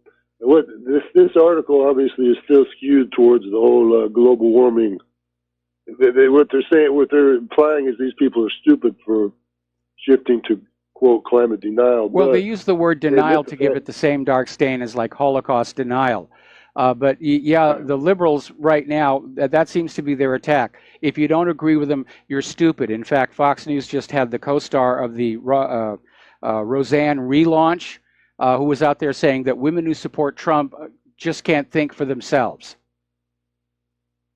But they still have to admit that the Gallup poll says that fewer people believe, the independent voters anyway, fewer the people believe in the whole global warming deal. Well, after So, all these hard winters, yeah, yeah, I just came back. I just came back from the Philippines, and it should be pretty warm here in Iowa now. It's almost April 1st. It's cold. It's still cold. I got hit with I got a bad common cold right now. So I think from now on, I'm just going to stay. Figure out a way I can just stay over there in the tropical climate. You got the right well, idea, even the Mike. tropical climate is getting cooler. I mean, this is the coolest spring that Claire and I remember since we moved here. And as I mentioned earlier in the show, it's still snowing in Denver. Yeah, back in the 1990s, 2000s, they were saying snow was going to be a thing of the past unless you paid carbon taxes. It was another scam. Seems like it's getting cold. I stopped one day in Los Angeles. It was pretty cold there, which is I thought it's supposed to be. It's always warm in sunny California. It was pretty cool there at night. So yeah, I mean, I used to believe. I used to just go along with. I figured, well, I'm not a scientist. Most of the scientists believe that, at least they say that there's global warming. So I said, well, you got to go along with the scientists, but you don't, because these scientists. Scientists make mistakes. Somebody's writing them a paycheck, and that's it. Yeah, science can be bought. Science can be politicized. Science makes mistakes. Epicycles is a good example. But in this case, Al Gore was doing what politicians love to do. Take something that happens naturally, declare it a catastrophic emergency, and offer to sell us a solution. Right. Well, I pretty much swung around to where I don't believe the whole, it's hard for me to grasp. It is pretty complex the way they throw all this stuff at you about, well, this and that, the reason for the aerosol sprays and all this, and the ionosphere and all. You can't really, I can't really fight them on scientific, logical grounds, but I can fight them on the fact that, hey, it's getting colder around here. Well, it's called jargoism, and that is where people who are trying to basically put one over on you, they'll make very complex, convoluted explanations, knowing that you're probably not going to be able to see through the fallacies. And that, in turn, of course, is an artifact of our public education system, which for a very long time has been de-emphasizing science, engineering, critical thinking, logic, and rationale, in favor of just believe what we tell you, repeat it ad infinitum, and obey orders. Right. As far as Jeff Sessions, I could see something was fishy when he went out, made a point to go out with dinner with Rosenstein, and they had photographers along too. Apparently, when he went out to dinner with him 2 or 3 weeks ago. Yes. So I mean, Jeff Sessions, I don't know what the deal is with him. It looks like Trump just pretty much decided, partly because his daughter is friends with the Clinton. And this guy, Trump, has always been friends with the Clintons. He played golf with Bill Clinton and everything. Yeah, it's all one big giant country club, as George Carlin says, and you're not in it.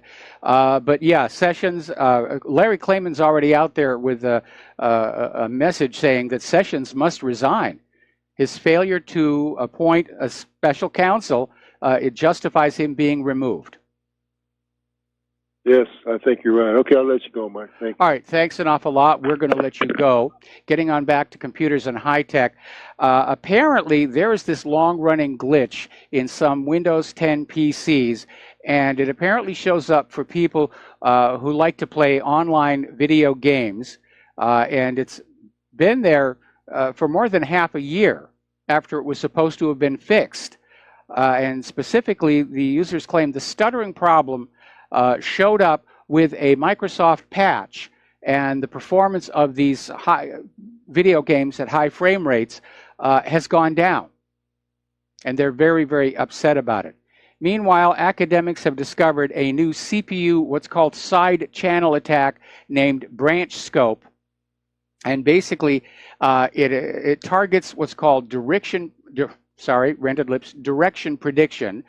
And the technique can also be used to retrieve content stored inside SGX enclaves, secure areas of Intel CPUs previously thought to be untouchable. We've made these devices too complex, and that's basically why hackers who are working full-time at figuring out how to get into them are able to do so. Boeing apparently got hit by the WannaCry virus, and pardon me, they're concerned that it could actually get into and cripple some airplane production equipment, which is numerically controlled. Apparently, they had an automated spar assembly tool went down, and now they're concerned that some of this software could actually spread to the onboard in-flight software itself. So where's the NSA here? All right, we're going to take another phone call. Sean in North Carolina, aloha. Welcome to the show. What's on your mind? Aloha, Mike. Look, I wanted to talk a little bit about the gun control going on, or the cries for it. From what I understand, the Constitution is the supreme law of the land. And Yes. anybody out there, all these people you see on TV screaming, you can call it whatever you want, propaganda, whatever, they're breaking the law. What they're asking for is against the law. There is no legislation that they can pass to make such an act legal. And, you know, me and you differ because I said I've always thought we've crossed this threshold a long time ago to use our Second Amendment for what the Founding Fathers gave it to us for. That hasn't happened yet, and I think the longer that Americans wait, the more loss of innocent life is going to be the outcome of that. When you look at the numbers alone, if you know, people that might be afraid, okay, if they pass legislation that says I can't have my guns, I must follow the law, or else, you know, a lot of people don't want to be defined as a criminal. And when you're talking about going up against something like this, if you just look at the numbers, I mean, try to wrap your head around this. Just with the hunters alone in this country, just the sporting hunters alone, there are more guns in the hands of hunters than all of the standing armies of every military on this planet. Yeah, but the standing armies have got fully automatic weapons and a lot of ammunition. I really do not like talk in this direction. And you know, you may be right. You may well be right that this is what's going to happen in the future. I really just do not like it at all. As far as going on back to all these people calling for gun bans, breaking the law, I mean, look at the entire Democratic Party. They're openly flaunting the law with all of this illegal immigration, voting, and everything else. They don't care about the Constitution. George Bush called it a blankety-blank piece of paper. They're trying to bring about a whole new system, which is based on a total loss of personal freedoms and rights. And that's where it comes into where I said, I think a long time ago, when they started doing this, they've already crossed that threshold. And, you know, one of my main points that I wanted to make is, if they do something like this, which it most assuredly will kick off action, because I know a lot of gun owners aren't going to give their arms up.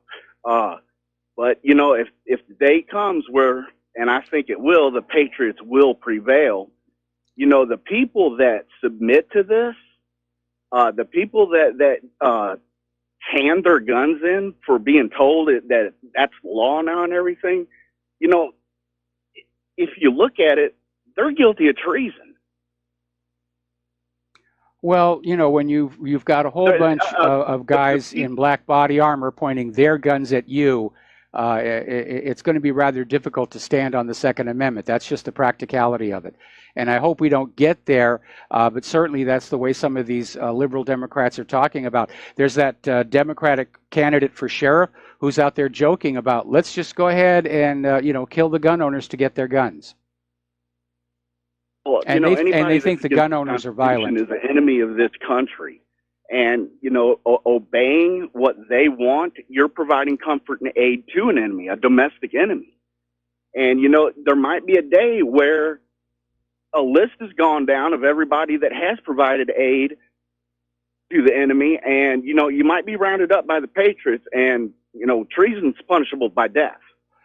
Well, you know, once the American Revolution was over, for the most part. There were some exceptions, but for the most part, everybody had a thank goodness it's over, let's live and let live. And there wasn't a huge amount of vindictiveness towards those colonists who had supported Great Britain, because the American Revolution was actually fought with a minority of popular support. Anyway, Sean, I got to let you go. We got other callers coming on in, and we got some news to cover before the top of the hour. First of all, referencing back to that student at Amity High School who was expelled and arrested as a juvenile for posting a photo of a toy gun on Snapchat. Somebody who attended Amity High School and graduated in 1976 just sent me this photo from their yearbook, and it's a photo taken right next to the principal's office, and it shows a bunch of students posing with their firearms. I presume it's a gun club, because high schools did have gun clubs when I was a kid. So now then, Mateus in Canada. Aloha, Mateus. Welcome to the show. What's on your mind? Hey, Michael. I missed you yesterday. And I just thought I would call in at the end of the show because I know you like to keep your best callers for the end. Just joking. Okay, my least funny joke. Okay, anyway. So I wanted to mention that Trudeau sold all of Canada's gold. Yes. And are you even allowed to do that? I mean, is it really his gold to sell, or wouldn't that be? Not can he sell really. Not really. But, you know, Great Britain actually did the same thing, I think, about 10, 15 years back. And they actually sold it at below market price. Yeah, it's very suspicious why they would do that also. It seems like they're trying to hurt something. My theory is that he's selling it to pay for all the illegal benefits. I'm sorry, one more time. So Trudeau sold... My theory is that he sold it to pay for all the benefits going to the illegal immigrants. It could very well be. Or it might have just been put in the general funds. But yeah, you have to ask, where is all this money coming from that is taking care of the illegal immigrants and the refugees? Yeah, it might be for that. Could be one reason. Hey, I wanted to mention that DARPA has a new robot, and this one can eat flesh and to power itself. And it's a steam-powered robot, so it can consume flesh as well as other organic materials like leaves and stuff. And then it burns it, and then it boils water, and then the steam makes electricity, and then it powers itself, so it's an electric robot. And it's promising that they won't eat humans. And they're saying it's not on the menu, they won't eat it. So I feel comfortable with that. I take their word for that they would never consider eating a fallen foe. And also they have a robot dog that they're teaching it to fight back. So that's my latest little update on the rise of the robots. Okay. And that's it. All right. That's it. Mateus, thanks an awful lot. We're going to let you go. Show. We're coming up here on our last commercial break and last segment of the program. Now, getting on back to computers, apparently there is a concern that China is now poised to overtake the U.S. in the development of artificial intelligence. And apparently this is an effort on China's part to sort of gain the upper hand on artificial intelligence, because in the words of Vladimir Putin, whoever gets artificial intelligence could use it to basically rule the world. And we were talking the other day about the national security implications of artificial intelligence and where it could go. So it's an area where there's a lot of research being done. But again, I don't see that anybody is going to develop a conscious, sentient, self-aware, general-purpose conversation computer. I think any artificial intelligence out there is going to be programmatically focused on a very narrow task or set of tasks. And so that I don't think we have to necessarily worry about HAL 9000 or Skynet just yet. But, you know, who knows what the future is going to bring about. Now, we ran the story once before, but we're going to run it again as a prelude to something that's following up. apparently the Italian Parliament had an 18-year investigation of the safety of vaccines, and they found major problems, including higher risks of death and illness, including cancer, autoimmune disorders, and hypersensitivity associated. Now, this came out last February, and they had thousands of cases of serious illnesses and deaths among personnel that were using these vaccines. Now, they were using the military as a test group, but the vaccines in the military vaccine program are the same as those being used on children. And not a word about this, of course, anywhere in the corporate media, because they do love those advertising contracts from the big pharmaceutical corporations. Okay, we're coming up on our last commercial break and the last segment of our program, and we'll be back after these words from our sponsors. Aloha, America. Welcome back to our show here. We're talking about this Italian study by the Italian government that found major problems with vaccines, increased risk of death and illness, all kinds of issues with that. That's the prelude to this story here that came out recently, showing that glyphosate has been found in vaccines. And everybody's saying, is there any medically, scientifically, or biologically plausible reason to put glyphosate in a vaccine? Glyphosate is frequently implicated as a cause of autism in the corporate media. And they're saying, what is going on here? And don't forget, glyphosate is a known carcinogen. Now, apparently, over in Germany, their beer industry is in shock. Apparently, the Munich Environmental Institute did a study of laboratory testing on 14 of the most sold beers in Germany. And I got to tell you, I've been to Germany. They take their beer very seriously. The probable carcinogen and world's most used herbicide, glyphosate, was found in all of the 14 beers tested. Now, the problem is glyphosate, once it's sprayed on crops, either to get rid of weeds or sometimes it's used as a preservative and a drying agent, it will not wash off. It will not dry off. It doesn't evaporate. It just stays there.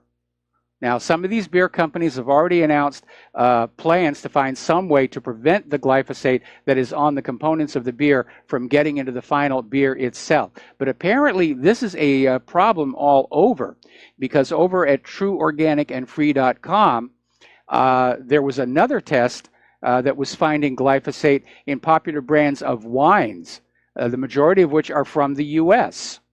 And basically, these glyphosate herbicides are neurotoxic, carcinogenic, endocrine disruptors, cause of liver disease even at low levels.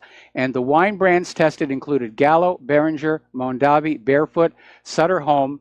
Beer brands tested included Budweiser, Busch, Coors, Michelob, Miller Lite, Sam Adams, Samuel Smith, Peak Organic, and Sierra Nevada. And you have to wonder, is this kind of reckless selling of the product the reason cancer rates are so high? Because right now, Claire and I have a good friend in the hospital, just got struck down by cancer. They're going to pull the plug.